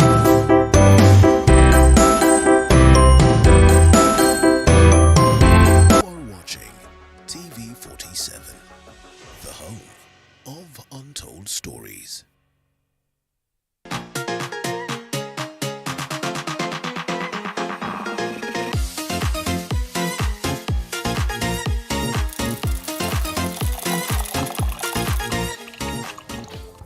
Welcome back to TV47's Morning Cafe. In studio, Dr. Meshak Matwa, as well as retired Major Peter Mwithi, and as well as Engineer Alex Mwathi, who's a governance expert. And so, Major, we come to you on the question of corruption. And this is a reality that as a people we need to deal with. And you realize that it goes beyond Kenya. it goes to the African continent, it goes to the global fraternity. And sometimes we want to look at that and justify the fact that really corruption is not an easy one to deal with. We come and we do great things that would make us say that we have made strides on the question of dealing with corruption, but then before you know it, we are playing, reverse, and we go in circles and circles and circles. You had a point, and I'm sorry that I distracted your line. That's all right. But I hope that we still have it intact. So here we are. Are we beginning to get it right? Linda, the question of killing this animal of corruption is just a matter of time. Yeah. But we need to inject a lot of commitment. We need to inject a lot of trust. We need to inject a lot of choosing people in our leadership who qualify the threshold of Chapter 6, leadership and integrity. You know, Linda, in this country, I've observed for the better half of my life that there are people who are very powerful in this country in terms of the institution management that they have, in terms of the wealth they have accrued from that corruption perspective. Yeah. Now, these people, to them, we are discussing with the engineer before we went for break, to them, law does not matter anything. And let nobody cheat ourselves that our 2010 constitution is bad. Is bad. Eh? Our 2010 constitution is very good. Our laws are very, very good. But the problem is our attitudes towards some issues that can erode the name of our country. Let me give you an example. And I know where we are going. We have opposition party right now who we must have a hope. In previous times, the opposition, the political opposition party that we ever had was fighting the government. Instead of having a dialogue where there is a problem, they become an eye of the citizens, they discuss. But because of this power sharing, and because of I want to be in a certain position so that I can benefit myself, I can benefit my tribe, so that next time I can be chosen to certain posts and drive my people to eat that national cake bigger than the other communities. This is the problem. I hope that in this arrangement of the opposition will take its role, just not to fight the government, but to collaborate with the government, to dialogue with the government. The issues that Mwananchi needs to be done, they are there, but not to fight in the government, that I'm so superior, I can do this, I can do this. My prayer is that let us have a robust political opposition that will join together with the government on the issues which are going to and one issue is corruption. They should think very, very hard that and the only way is to follow the rule of law. Okay. It doesn't matter which position you hold. Once, as the engineer says, you still umeibia mwananchi, then let the law follow. Whether you are a very good loyalist to the regime which is currently going to be set, or whether you are who you are, then when you have breached that law, then it should take its own course. And Linda, we should also look at the wananchi. What are we doing to corruption? Right. Do we leave it to the government alone? The government, who is the government? It's ourselves, isn't it? Right. For example, you are in a matatu. And this is, I'm very sorry to say this. We are in a matatu. The policeman, the traffic policeman, comes in front of the vehicle. And we see this in all our public roads. Anakuja anapewa kitu. We are seated there. Oh, yes, we are doing nothing. Yeah. We complain the government. What are we doing? Then what you do? Now wewe ukitoka pale unawekelewa makosa. We have a police commandant. Unafikiri hajui Linda? Hajui kama and the deputy president what are we going to do about this? Wacha tuwaongezee kitu kikubwa so that they will not be taking. Are you sure, Linda, they are going to stop? Are they going to It is the attitude of ourselves. What should we do? Engineer, you'll have to help us also. What shall we do as citizens? Because wanachukua, I hear it's a chain. Leo, in the evening, you must, and I'm not afraid to say this, in the evening, upate hii, wakubwa wapate hii, hata ukipatikana, hata mimi nikicomplain tukumbane, I waste my time, tuende kwa stand, niseme wewe, atasaidiwa na atawachwa. You understand? So we as citizens, what must we do? Are we changing? That question, Linda, must come from the executive huko juu. On the law must cover everybody. so that nikiwa kwa matatu na nimeona na nina ushahidi kabisa huyu anaonga huyu, makanga anaonga traffic policeman, kabisa ninaona, what must I do? Must I not say that I'm wasting my time naenda kazini? To blow the whistle, but now to who? This is one area because in the traffic hapo ndio corruption ile ambayo at the lower rate iko. Wachana na huko juu sasa, tuanzie huko. Do we agree that our police, not all of them, police, traffic police, wanachukua hongo hadharani these days? It has become a culture. What must you do? Where is the commandant of the police? That's why it must be integrity. Huyu atakayechaguliwa na hii regime, hawe ni police commandant, awe amepita kiwango cha threshold cha integrity. Achaguliwe. This is what we are saying. Okay, partly I want to disagree with the gentleman, with Major, okay. because he said that the opposition should collaborate with the government. And I mean, I think that on positive issues. I'm saying on positive issues. Oh, okay. Hapana kupigana kwa kila kitu utake ujulikane because you are in the opposition. And maybe that's why we have majority and minority. Yeah, a dialogue should be there okay. on the issues that are benefiting mwananchi. Okay. What Ruto is saying and what Raila used to say is the same thing. Raila wanted to take us to Canaan. Right. In terms of development, in terms of strategizing our bettering our lives. So is Ruto. So in that journey, going to the Canaan, what must we do? Okay. This is what I'm saying. Okay. So that the opposition must not impede any good thing that the government is doing for the sake of opposing. Okay. You know, dialogue must be in, and that dialogue, you in a gentlemanship, you in a civility. Right. People must be civilized. But what we have seen ni makelele, wewe umpendi, nataka uanguke, so that tomorrow become a governor in that National Assembly, and you are a minority leader. To check the government. You are not checking the government, you are fighting the government. That should end. Okay. That should end. So then, Linda, where is the missing link? Because according to Major, he's saying that the problem lies with us as a people. But when you look at it, we have all that is supposed to be required to fight corruption. We have the institution, we have a functioning judiciary, a legislature and executive, and other independent authorities that are actually mandated to fight corruption. But if you realize, you notice that the scourge continues. And I will propose they could appear more radical, but at the end of the day, we'll be able to actually appreciate the essence of them. Okay. Look at what they are doing in Asia, and I'm talking about China in particular. If you go to China, you know the extent that they go to fight corruption. What if we consider doing that, Major? And my fellow panelists, because if you look at this, you realize that if we introduce capital punishments, then that can actually be a deterrence to corruption. Okay. So it's something that we should consider, because we have tried all these things. I remember back during the NAC government, there was an issue with the judiciary. And you remember there were reforms that were brought in, such as the radical surgery. I remember the radical surgery of the judiciary that was brought in. And we expected that out of that, of course, we could have robust, steps being taken to fight corruption.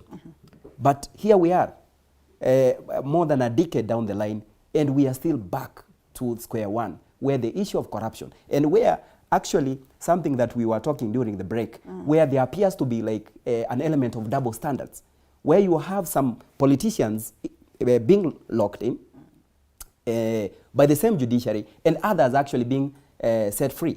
We don't want to appear like we are interfering with the independence of the judiciary. Yeah. But what we are saying is that let us have an element of fairness and an element of consistency.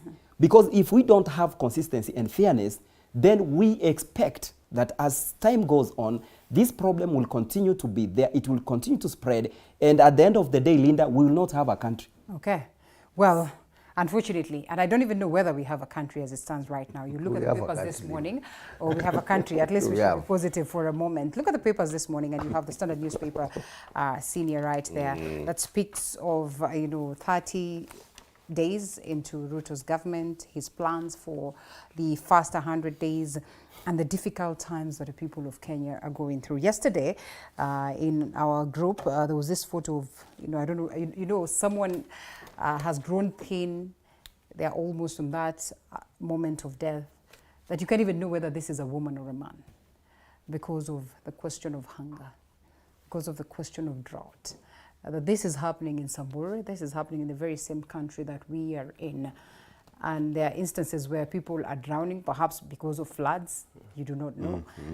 And we're talking about fuel prices at 179, and the chances are very high that by the time it's Friday, after April then announces the adjustments, it could adjust upwards. We're talking about the fact that we cannot still enjoy the best of fair prices when it comes to unga once we get to the shelves of the supermarkets, and so many other things that really are basics for the common mwananchi. And so they speak of the fact that everybody else seems to be benefiting. Those ones that were loyals of Dr. William Ruto, and apart from the hustler who also was a loyal to him.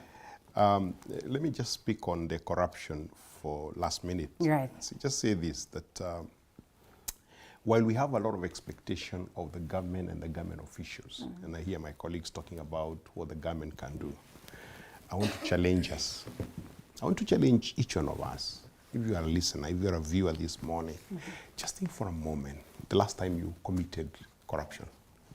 Because it's us that develop corruption at the lower levels, the matatu, the what have you, so that if I question that policeman who is doing that, I've done something in the morning, like cheating my child, that I'll bring them something that I know I'm not bringing. Okay, our morals have collapsed. Our morals have collapsed. Let's stop and think as an individual. Where is my moral compass? Let's start there, as we wish these people, whatever. Now, coming back to the institution of economy, I think, Linda, we started talking about the economy struggling a year ago, or 2 years ago. And it was because of mismanagement, number one, and number two, because of situation that happened around the world that complicated the already complicated situation in this country. Say, for example, fuel. The prices we know in the world went weird when the war started in Ukraine. Of course, there were subsidies that were very interesting because we were told we were getting subsidy of 50 shillings. When it was withdrawn, we realized it was only 20 shillings. So somebody must have been eating 30 shillings per litre, and that's billions of shillings every single month. Reality on the ground is that crude oil prices have come down progressively. From, I think the Brent was about $128 per barrel, now about $80 per barrel. So really, on Friday, if this Energy Regulatory Authority increases the prices, I'll be one of the most shocked person. Because obviously we must have started getting the benefit of that lower prices because it started in June. So surely we should be getting some benefit of that, or something to hold us back, so that oil companies have made more money this year than they have ever made. That tells you that there's a scheme that when people are struggling, you milk them more. So I'm expecting Friday something to happen. The UNGA, we have a situation of drought. Of course, the government hasn't addressed how to buy maize and all that. But remember, they give 100 days. They're only on their 30 days. So granting the problems that we've had in the last 1 year, I'm looking at a situation where is this government going towards any direction in terms of addressing those issues? And I saw the first thing that they did was to call a council of governors for the drought. Yes. And I see Standard newspaper reporting that the people are waiting for food from government. In my understanding, and I could be wrong, is that food are already being started being distributed. I saw trucks being flagged off in Nairobi. I saw trucks being flagged off in Kajiado, which is also struggling with drought. And this is courtesy of the governor of Kajiado, Olelenku. Yeah. So there's an effort to deal with that wasn't there before this government took over. So give it to them. Give it to them, at least they have done that. In terms of what they're saying, that 50 billion of MSMEs, there's no way those things would happen until the cabinet is formed, so that cabinet paper is presented, so that, there's a process to some of these things. And I think the expectation that we had is that it's open sesame. Yeah. That a government will be elected and the following day things start changing. They take their own time, and we are hoping that they will go on. My only challenge today is seeing how the PS recruitment has been done. A lot of my faith has been eroded. Unfortunately. Because if we can do that, what else wrong can we do? Because a lot of these other things are done behind closed doors. This is done in front of our own eyes. It's just like telling us, you're hopeless fellas, we can do whatever we want, we roughshod on you, mutadu. That's what I saw in that 108 increase of the appointment list. It's a bad indication, it's a bad thing for the government to start. And I'm just hoping that the president himself will address himself to that and say, you can't do that. Has the president taken charge? You want to say something? Yes, I want to say something. Yeah. And I could not agree more with engineer on the issue of the cost of living. Yeah.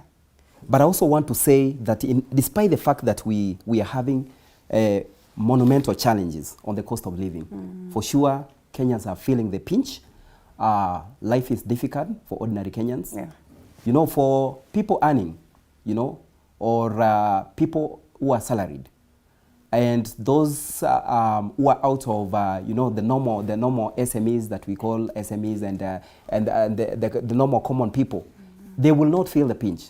But the ordinary Kenyan on the street, they are feeling the pinch. And this actually has been caused by the high levels of inflation, which have been caused by, first of all, the rise in fuel prices, which actually we can all say, because the international crude prices were high, then they were passed on and we fell here in our country. And then also food prices, increased food prices, costs related to transport and so forth. So when you look at that, you realize that the issue that actually the government needs to deal with urgently is the issue of inflation. And the central bank took a step and actually increased what we call as the lending rate. It increased it. In economics, when the central bank does that, actually the essence of it is to discourage borrowing. Because when there is a lot of money in circulation, it means then that also adds to that problem of inflation. So when the lending rate is increased, then borrowing is discouraged, and therefore there is less money in circulation, which will cause, which will in a way arrest that inflation. But the problem that we have right now, Linda, is not about the issue of money as such, that there is a lot of money in circulation. But it's about the prices that are increasing because of, first of all, the oil prices that we've talked about. And you know, oil is very critical. Fuel is critical because it's used in manufacturing, it's used in transport, and most of these foods that some of the foods that we use in this country, those that are consumable and those that are not consumable, are actually as a result of manufacturing. And of course, the transportation costs is passed on because some goods have to be transported from one place to another. So how do we deal with that? And that now begs the question that the engineer talked about, like, how is it then that the oil prices, the crude oil prices have gone down, but still in our country we are witnessing sustained increases in fuel prices? And actually, I'm in the know that we are expecting again another rise in fuel prices, which will actually compound the problem further. So the issue actually is not about dealing with the interest rates. Okay, that can be used from the economic point of view, but still there are other ways, like the current situation that we are facing. I could suggest that the government should consider actually using other methods of arresting this runaway inflation. And one of them is, for example, the subsidy that was removed. Yeah. I don't see the essence of removing the subsidy. At the same time, there's no a counter step to actually deal with the problem. Okay. And what was the best counter plan to deal with the problem? They could have actually considered, then if they have removed the subsidy, then they actually should consider, putting some element of tax break or some tax reduction on the fuel. For example, the fuel levy fund that is actually levied on fuel. That will actually help in reducing that price. Okay. Because it is with the you know, the sustained level for the levy fuel fund being at the level that it is, then you could not expect that the price will go down. So if they are removing the subsidy, then let the government consider actually removing or rather reducing the levy fund that is actually imposed which has an effect on, Well, on the price of fuel. One would want to ask at the expense of what, but then that is, financial advice, so to speak. And therefore, some of these things, and you ask yourself, we do not fall short also of those ones that are advisors that can look at the bigger picture. But equally with the previous government, you see this, lots of advices that have plunged us into disaster. Are we a little bit too quick on judging the current government, or true to it, the common mwananchi, the hustler, has been left out in these 30 days and perhaps the days to come? Linda, allow me to quote, because you said let us look at the newspaper, to quote the exact words by our President, Dr. William Ruto, when he was naming his cabinet. He said, we have a difficult economic situation in our hands, but I am confident that working with this team, we will overcome all the challenges we have. Now, the problem is, I'm not worried about the expectations of the results of 100 days of the new regime. I'm not worried about that. What my worry and my appreciation is the long-term strategy that this government is going to deliver. However, it had promised during its campaign many things within 100 days, and almost halfway of the 100 days. Now, although this regime said that, but their priorities, like my panelists have said, that should be taken into serious consideration right now, and serious coordination and arrangement right now with all stakeholders. Because what we are experiencing now, Linda, is hunger. Kuna watu wanaumia. Let me tell you the truth. Nimekunywa chai, thank to God. Kuna watu wanaumia in those areas which nyinyi watu wa media you have already highlighted. And our DP has always organized some committees to mitigate this problem. But I think the best way, because we always come here and it's better to come out with thinkable solutions, our governors. Do you mean to tell me that our governors out there in the countries who are there, they don't have any resources to try and mitigate this thing? Kajiado governors already tried it, isn't it? So I think the priorities, doesn't matter about 100 days, the priorities now is about the food. The inflation, which many people are suffering right now. You understand? Right. And of course the insecurity.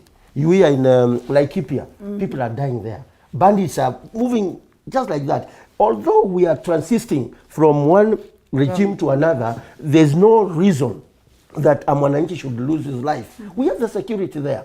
And I would advise that on security, allow me.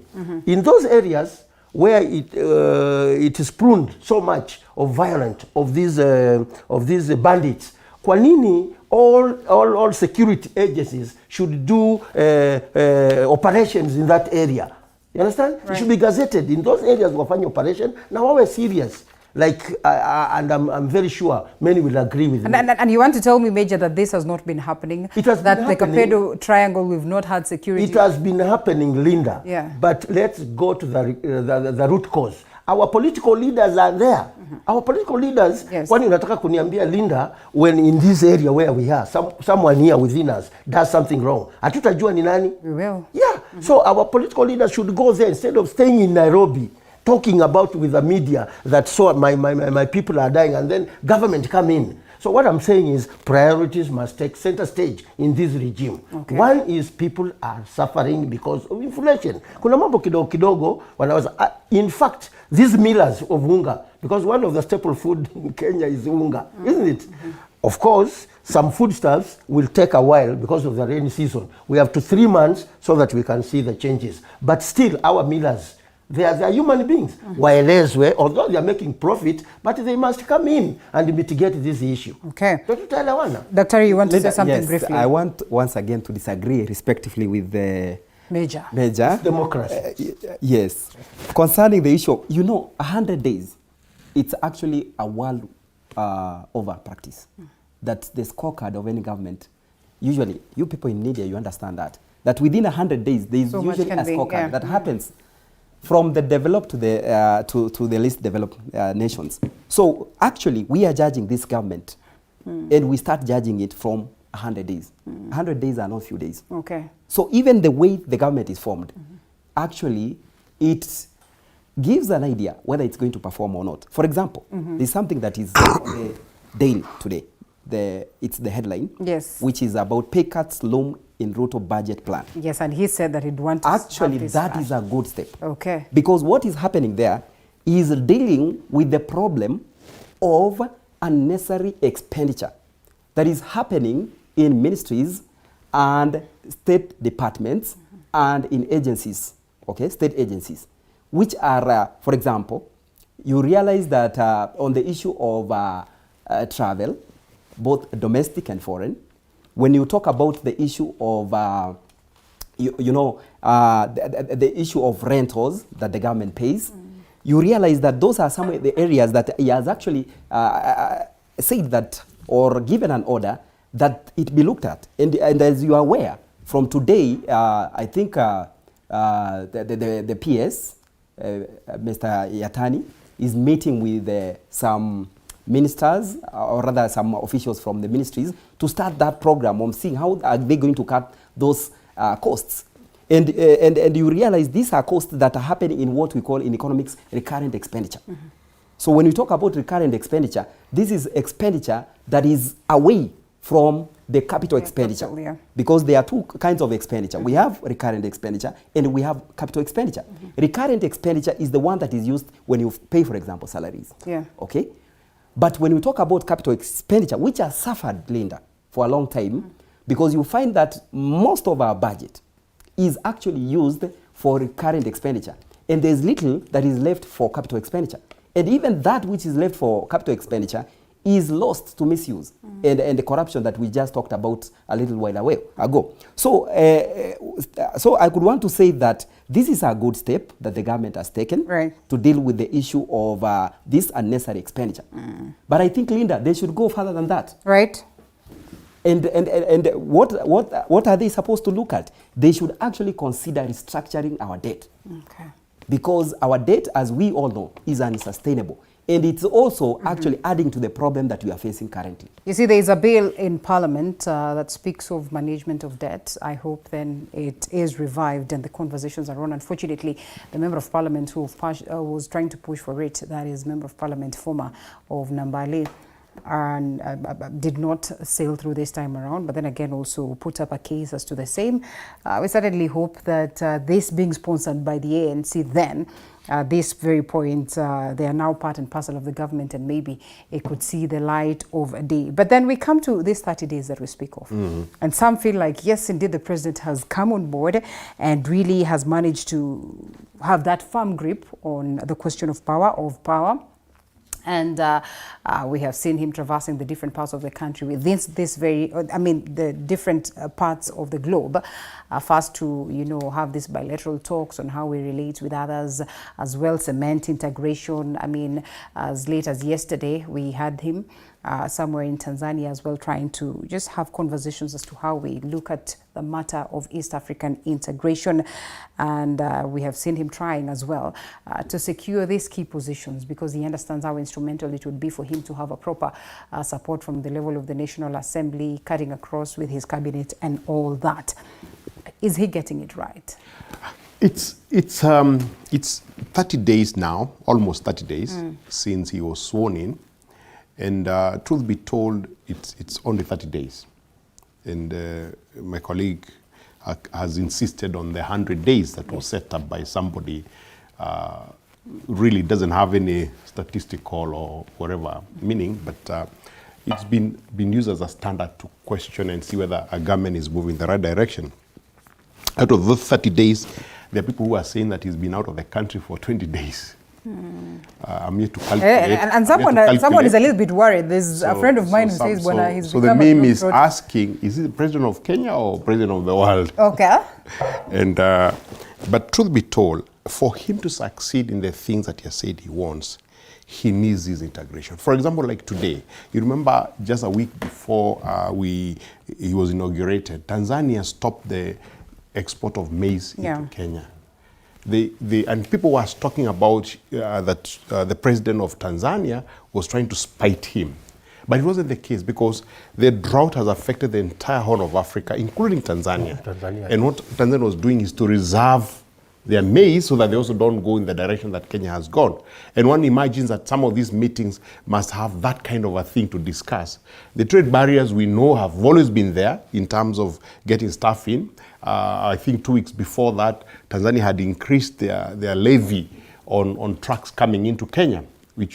Because what has happened, the balance of trade has shifted. In the olden days, we used to export more than Tanzania used to import. We used to export more to Tanzania than we used to import from Tanzania. Yeah. But in the last 10 years, the balance of trade has shifted where we import more from Tanzania than Tanzania imports from Kenya. And that's why the Tanzania now are saying, oh, there are more trucks going in, we'll tax you for that. Right. And these are tariff barriers. They are tariff barriers. Of course, there are non-tariff barriers that they are looking at. So the question you're asking, is 30 days enough time to judge the government? Is enough time for us to have a conversation, but very short time to judge the government? Because we can question the things that are happening, and we hope that if they are gross, then there's a reversal of some of gross things so that we can see where we are going. Because the government has 3 or 4 levels: the short term, the medium term, and the long term. The short term right now for Kenya is bringing down the cost of living and also handling drought, as it were, and hunger that it comes with. Which as well could be long term, yes? The medium term is to ensure that next year we don't suffer the same consequences of lack of food. And you've noticed that one of the items that was highlighted as an issue by the previous government was fertilizers to the farmers. And you remember they gave a subsidy that never landed to the farmers. And when this government came in place, they put it in place. So that by next year, God granting us rains, then we'll have food. The long term would be, what do we do with a country that has a cycle of almost every 6 years where you have rain, drought? So what do we do? The Egyptians in the Bible, we are told, knew this very well. So on the 7 ripe years, they will store food for the second 7 lean years. And I think we're having that kind of a cycle. The drought in this country is nothing new. We've had it over and over again. Every 10 years, there's a cycle of drought that comes in the country. So that's the long term. Right. So for the short term, that's when we have the 100 days, because then we need to know, are the things that are being put in place ensure that Kenyans have food on their table within these 100 days? Briefly, Dr. before we come to you, Major. You wanted to say something? I wanted to say, actually, that what the president had done by, of course, visiting our neighboring countries is a good thing, engineer. But the issue that I want to talk about that is, and it's an issue of concern to me, Linda, is that the increasing trade imbalance between Kenya and Tanzania is worrying. Do you know, some time back, Kenya used to export to Tanzania more than they did import from Tanzania. But what has been happening, and you know, Kenya largely, from actually, let's say from the way that this country, it had a very strong manufacturing sector. And that actually used to help Kenya, because most of the goods that we used to export, and we do export to Tanzania even up to today, are actually manufactured goods. Whereas we import these agricultural goods. Let me tell you today, if Tanzania closes border and say we are not exporting food to Kenya, we will suffer. And I assure you that we will suffer. Well, because, and so what am I trying to say? We have to look at a way of addressing this, because that imbalance, again, from the economic point of view, is not healthy for us. Because it means we are using more money actually to pay Tanzania than they are actually paying it, if I may put it in a layman way. So in essence, it's like the business that we are doing with them is kind of a loss to us. And therefore, we need to again reflect and see why is it that we went wrong, especially with our manufacturing. And that brings me to the issue of the Big Four agenda, where manufacturing is one of the issues. And I don't know whether the president has spoken about that, whether there will be continuity on that. Well, he says he's really I'm keen on that, because remember, this was an idea that was brought on board by him and President Uhuru Kenyatta, and so it would be necessary for him to see this grow to fruition. Yeah, so I think then there should be an effort that should be made on that, because if our manufacturing is not thriving, be sure that we will not deal with the other problem that we are facing right now, which is unemployment among the youth. Okay, allow us to take a short break and then we come back to you, Major, as well. We look at unemployment, but most importantly, the East African integration conversation and a couple of matters that these presidents then speak about. And well, to perhaps acknowledge what it is that Engineer Mwathi says, it will be necessary for the president to have these conversations with global leaders for us to enjoy proper integration and most importantly, to get the benefits that we all understand should cut across. After this break.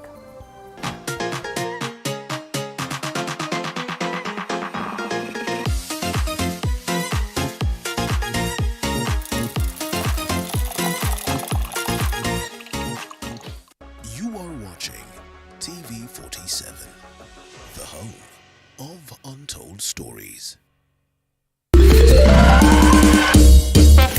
Sona moja imetengenezwa kwa njia special.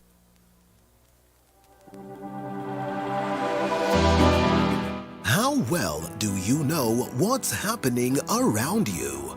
Morning Cafe with heated political debates. Baraza la Siasa. Hiyo kitu azungumzie, angalie hali ya maisha ya watu. Informative health discussions. Business, farming. Tasty Wednesday, Fitness Thursday, and Feel Good Friday with amazing DJs, celebs, waimbaji, kuna comedians, alafu kuna wajinga.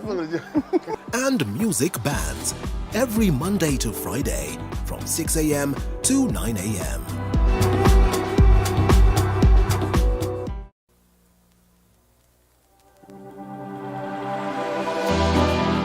How well do you know what's happening around you? Morning Cafe with heated political debates. Baraza la Siasa. Hiyo kitu azungumzie, angalie hali ya maisha ya watu. Informative health discussions. Business, farming.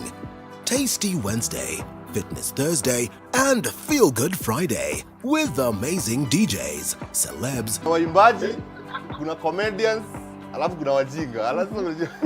and music bands every Monday to Friday from 6 a.m. to 9 a.m.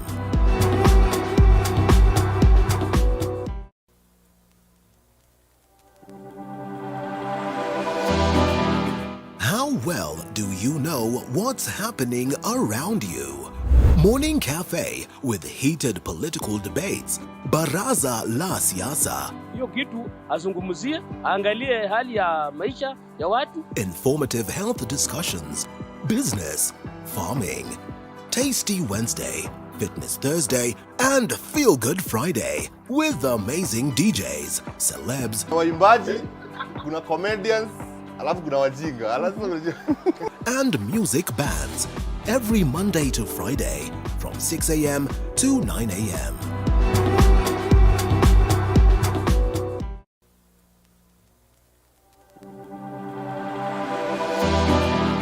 How well do you know what's happening around you? Morning Cafe with heated political debates. Baraza la Siasa. Hiyo kitu azungumzie, angalie hali ya maisha ya watu. Informative health discussions. Business, farming. Tasty Wednesday, Fitness Thursday, and Feel Good Friday. Addressed with these presidents as well as Prime Minister Abiy Ahmed of Ethiopia, and they look at the question of, matters that were raised during these conversations on goods. East African countries are urged to remove trade barriers, that is by adopting a borderless community. I think our president alluded so much so to that on the question of the gas pipeline, which has been a bone of contention. And so they speak of how they can start from Dar, Mombasa, and later to Nairobi. And this then should come in to lower retail cost of energy. Speaking of peace, the African Union-led efforts will create stability, that is as to the economic transformation and also getting us to that sustainable development process. And the question of food prices, that Kenya will import wheat from Ethiopia whose yields have increased sustainability. And this hugely speaking to us and them, because then of course this is unique to us. Of course in their own spaces they definitely look at what Uganda then seeks to benefit, what Tanzania seeks to benefit. The Lamu port proposed as home port for the southern part of Ethiopia. Telecoms that Safaricom then should come in to serve Ethiopia's 115 million people, transform the region's ICT landscape. That also is progress, as well as the question of manufacturing, which we have alluded to, and that East Africa is asked to review spending on steel imports as raw materials are available locally. And lastly, on the question of regional trade, 8 African countries to do business together, guided by, of course, the trade initiative that has been brought on board with some of these bodies that are regional and are addressing this. Major. I think, Linda, we should not lose the fact that, and I said it earlier, 100 days, we should not judge this government so harshly. Okay. Because the president has to structure his government in such a way so that we can also have a long-term plan. And in the structuring, we have some issues which have arisen, which must be taken into account very, very fast, like drought we are saying. Understand? But when we talk about integration, then this is a policy, this is a foreign policy issue. When a new president comes in and commander-in-chief of the armed forces, he must be able to go around the neighbors Right. and introduce himself to neighbor, because there's a cooperation in terms of trade. And when we talk about East African trade cooperation, we are hissing the things we are talking around now, the food shortages, the inflation, and what have you. People should move from one place to another, free flow of services and all that. And remember what the president of Tanzania said yesterday, if you were keen enough to listen to what he was saying, that we have administrative boundaries within our neighbors.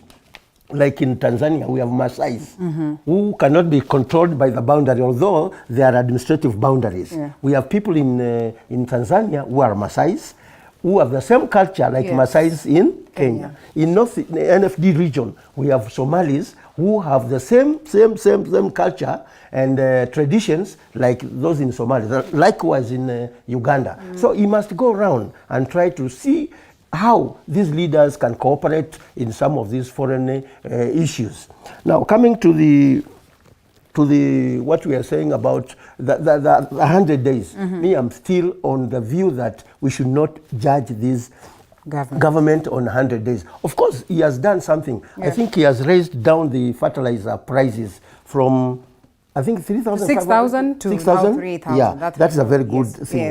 And there are also committee teams, which the DPP has already done to mitigate the drought and hunger which is going on. But to interject a solution on that one, I think Kenyans are very willing, when we have a national issue, we are very willing to unite, to come together. I wonder if the government is coming to stakeholders like wananchi. Like today, Linda, if the TV47 brings an issue that kila mtu alete unga hapa, I can assure you, before tomorrow morning, utakuwa zimejaza hapa. As the government gone out to the people, because people are willing to assist. That unity is only disrupted by political leaders. But the wananchi themselves, they can come together when we have a national issue. I wonder if the government, you must enlighten me here, if the government has already taken this as a national disaster, because that is where the avenue. Report-wise, even during the time of President Uhuru Kenyatta, they said it's a national disaster. But is it implementable? No. What a national disaster, if it is passed on,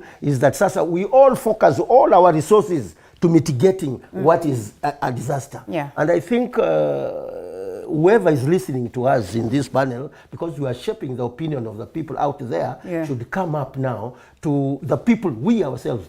There are some people in this, especially in the rural area, in the urban areas, who are endowed, they are salaried, they are willing to offer food and add on to what the government is doing, so that we can mitigate the issue of drought and hunger and also security in our country. Because we can't have peace when we have insecurity. We cannot transport that food to those areas in Bomet when we have insecurity. That's true. So we have always to come in as one. The greater effort of the donation to mitigate this will come mostly, almost 70% from us ourselves.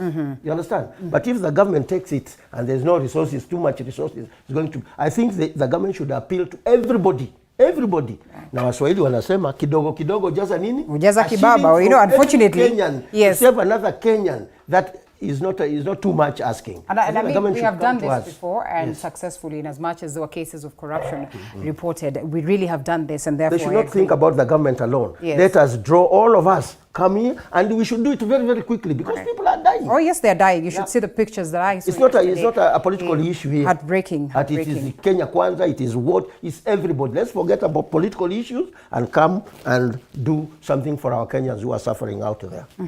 East African integration. Talk.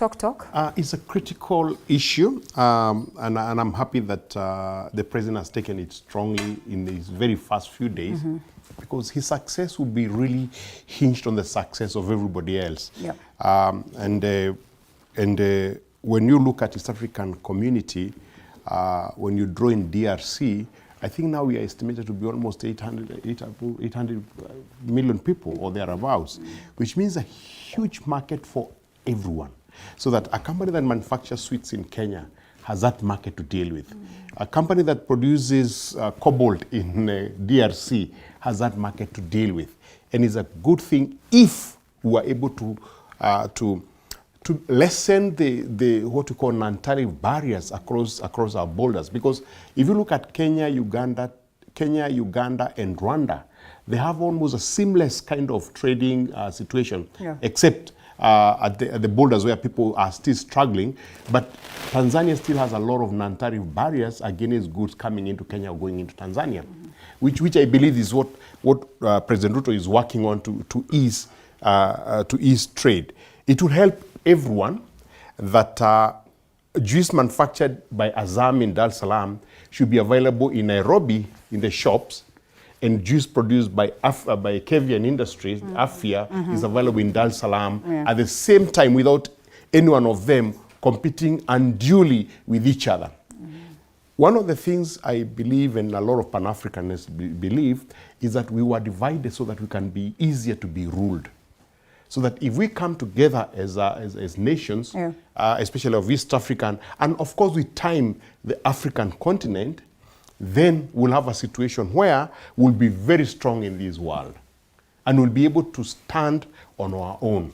But when you're divided into small countries here and there with small economies, then we can be controlled by people out there. So for me, it's a critical thing that the president has taken it up as a serious issue of integration for East Africa for the benefit of East Africans. Let's talk about Tanzania, for instance, and now that we're talking about East Africa and the fact that it's been sitting in the fence, that it's either SADC or either East African, and the fact that historically as well, we have seen these efforts being put on board, and not just East African, but equally, you know, you could speak of the African Union, as they have said, it sits in the territories of Ethiopia. And we ask ourselves, just how genuine are we with this talk of, you know, a common currency, free trade for everybody, the fact that you can traverse the different parts of Africa without being questioned, without being asked for, you know, numerous documentation and all that. Just how genuine are our leaders? It takes time when you've been made to believe that your neighbor is your enemy. It takes time to believe that your neighbor is actually your friend, is your colleague, is your partner in this. When Ethiopia opened up the boundaries for Kenyans, you know, when you go into Ethiopia, you don't need a visa. I hope you know that. When you go to Tanzania, Uganda, you don't need a visa. But in Tanzania, you have some barriers because they start now asking you for yellow fever certificates. Yes. Yet you are just across. And they require you. The requirement at the airport in Uganda is that if you are a Kenyan, you're just like a Ugandan.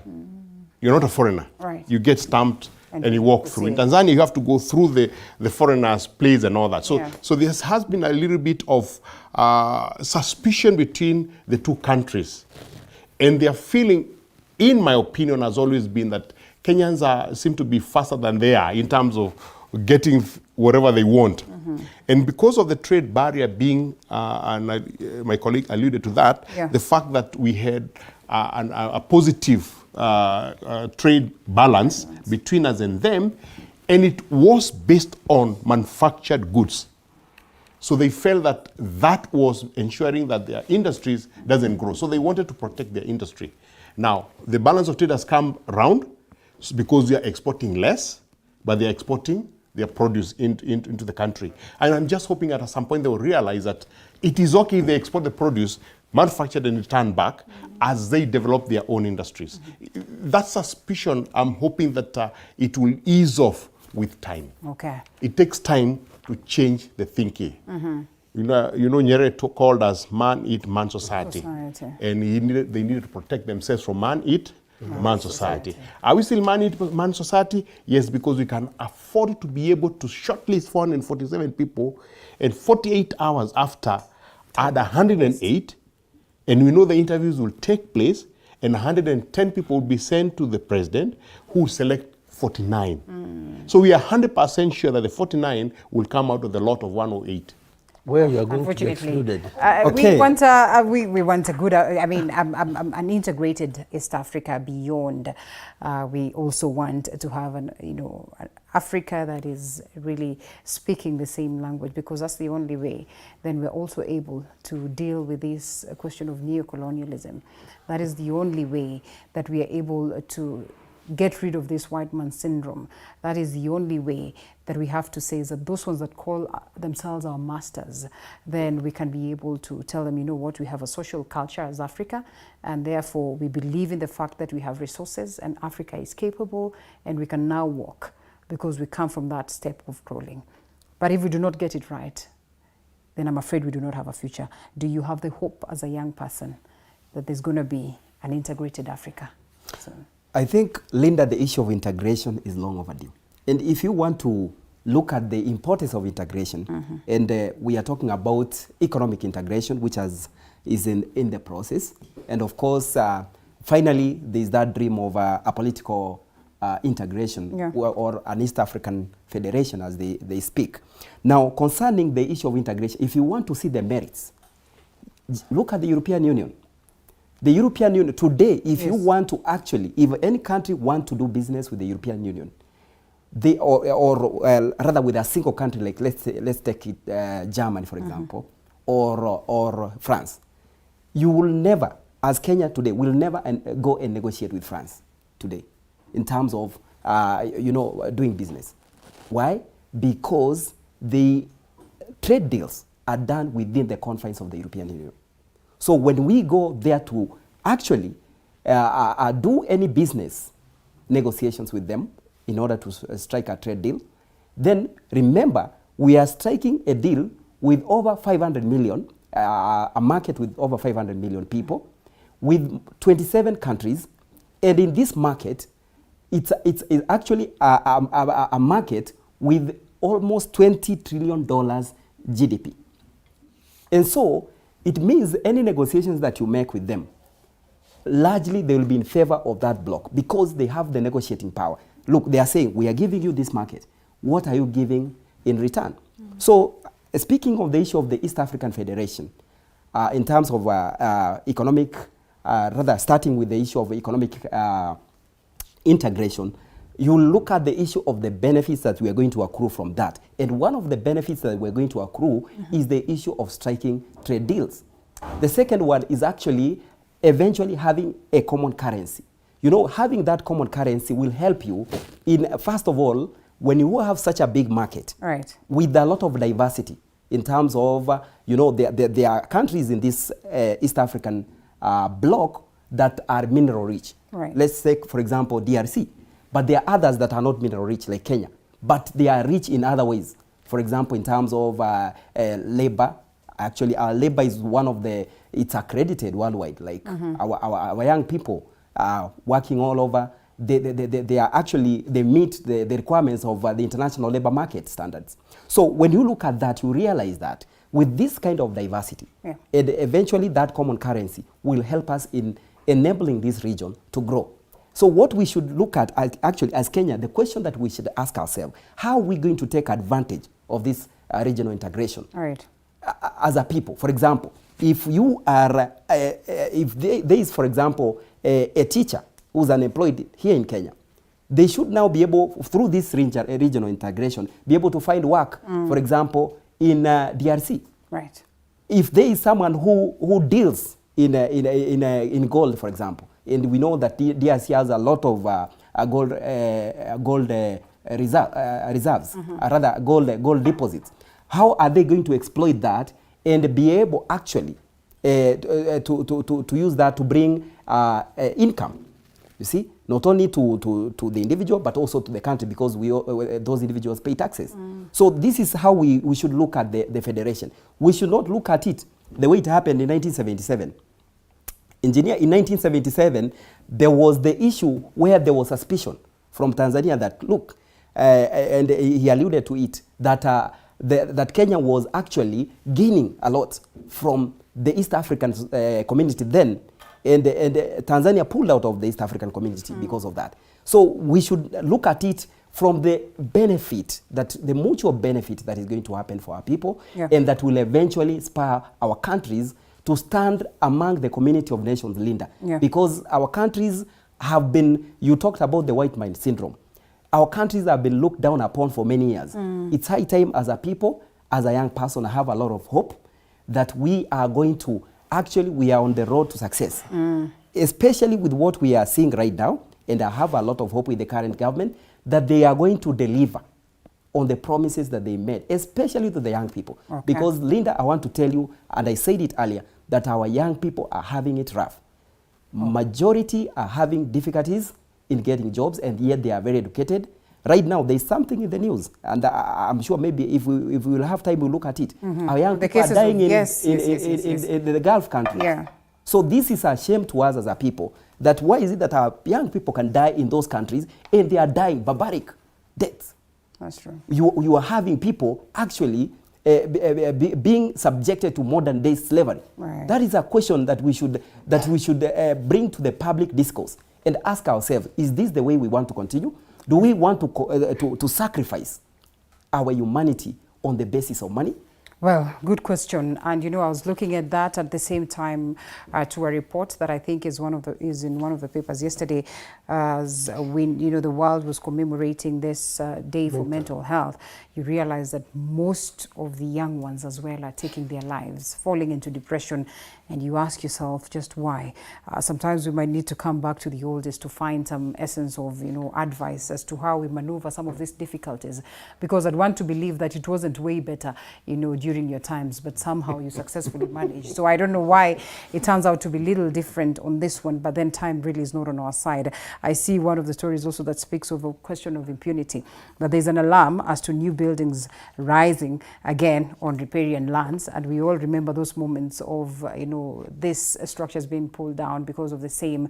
And we also have seen structures as well not being demolished, but literally going down and crumbling down, because then the policies that have been set for buildings have not been followed. So much that is happening, and sometimes you're told that if there's no bad news on the papers, then you feel like there's no news. Unfortunately, but we look forward to a moment where it will always be good news when you look at the front page of the paper. Really, we look forward to that. Whether freedom has come or not is a question of wait and see. Gentlemen, let's close it in a minute.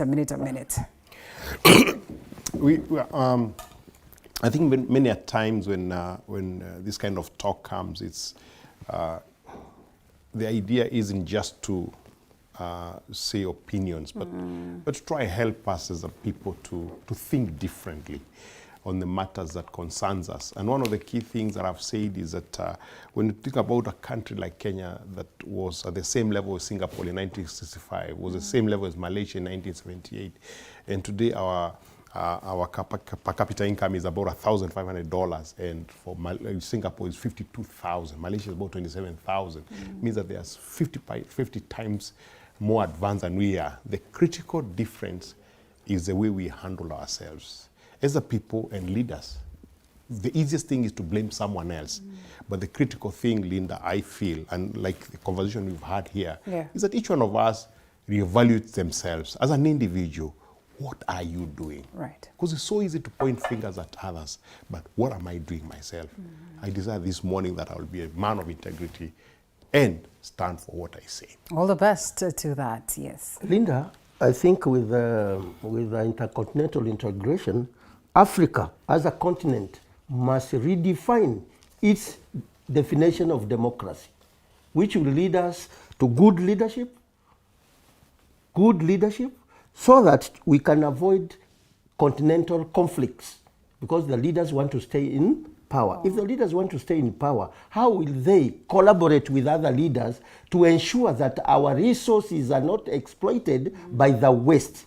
You understand? Yeah. So they must redefine, especially the electoral systems in our continent, because no one wants to agree that he has been defeated in the general election. And this brings about conflicts. You understand, Linda, in the western part, unlike in eastern and all central, there are always coup d'etats. Always coup d'etats. If these coup d'etats are there, how then shall we unite to ensure and protect our natural resources in that? Because in African continent, we're endowed with a lot of resources, like my colleague has said, in Congo, everywhere. And you remember, if we look back into the history, Colonel Gaddafi of Libya had this idea of unifying Africa so that we can have a much say in the international arena. And what happened to the West? He was killed. And that is what's happening. How can we be killed? If we become together as leaders, trying to redefine our democracies as a continent, then we shall be very, very firm. Lastly, because this is a closing remark, I would also request the regime which is coming in. I come from Rongata Rongai. Right. Rongata Rongai, as a majority of people, why, Linda? Because the upper part of Rongai, Kajiado, is where you can have land to come and build. Yeah. So people are shifting from Nairobi towards that. The population is so much, and the roads are colonial roads. So there's a lot of jam. It gives political traffic to exalt what we are saying, corruption here again. So I'm calling the regime to look, because he's also our neighbor that side. From Karen, he's our neighbor, to expand those roads. Okay. And if he does that, the majority of Rongais and other countries, we shall be happy. We need a road that place. We are suffering. And someone is telling me, Linda, let us remind the guests also, it has gone beyond the white man syndrome that they would come in and feel like theirs is final, to that point where we say white savior syndrome, and we're always again looking up to them. How then can we end new colonialism if we always be depending on aid? It is incumbent upon our leaders to help us from this phase as we sum it up. So, Linda, I think to sum it up, it's about leadership. If we get our leadership right, we will go where we want to go. If you want to see countries that have had right leadership, they have achieved a lot. When those who have been given the mandate by the people actually take that responsibility as a personal responsibility to deliver on their mandate, we'll be able to achieve these dreams. Otherwise, if it's all talk and do nothing, we will be back to where we started in the very beginning. So essentially, our leadership have to, and I want to urge the new administration to take this one with the speed that is required to be able to deliver. Because as we've violated, there are several issues that need to be tackled. Yeah. And when you look at them, you are like, oh, is there enough time to do this really? But I want to say that there's enough time, but they need to act as soon as possible. They need to address the issue of hunger, which is threatening, and it's an urgent issue. Then they also need to address the issue of inflation, which is hurting Kenyans. And as we also said, the youth unemployment. That is something that should be looked at with all the seriousness that it deserves, because it's going to... Linda, I want to tell you that there is a burgeoning problem which is likely to be explosive. When you have hungry people, unemployed youth, then that is a time bomb, as they do say. It has been said for a long time. Yeah. But the government need to really take it very seriously, because this is a problem that can have far-reaching consequences. So it's important that they should get the act right from the start. I agree to that, but then again, I don't know whether it is the youth to blame for not, registering out to go and vote, because we also understand that change is on the ballot. But at the same time, they say they're a little bit disgruntled. That, even if we elect these leaders, really there's not much of change, and therefore they opt not to go out there and vote. I don't know. Lack of hope. Yes, we need to have a conversation on this, maybe to get them to understand the importance of going out there to vote, but as well, take heed of the troubles that you highlight, because indeed, this very point where we said that we have a revolution is rife, and then we passed that phase, we could just find ourselves back to that if some of these matters that you highlight and not addressed. We all hope that we'd get a hold of Honorable John. Unfortunately, he sends his apologies for not being able to connect to us this morning. Dr. Meshach, who's the last speaker this morning, is a political, economic and financial markets analyst. Asante sana for speaking to us. And we also have a retired major, or major, I call him Major. So, I mean, once a major, always a major, they say. Once a soldier, always a soldier. Peter Mwithi Sami, thank you so much for speaking to us. And lastly, Engineer Alex Mwathi, governance expert. It's always a pleasure to have you gentlemen as we discuss this. Your first time here. Asante sana for creating time to speak to the people.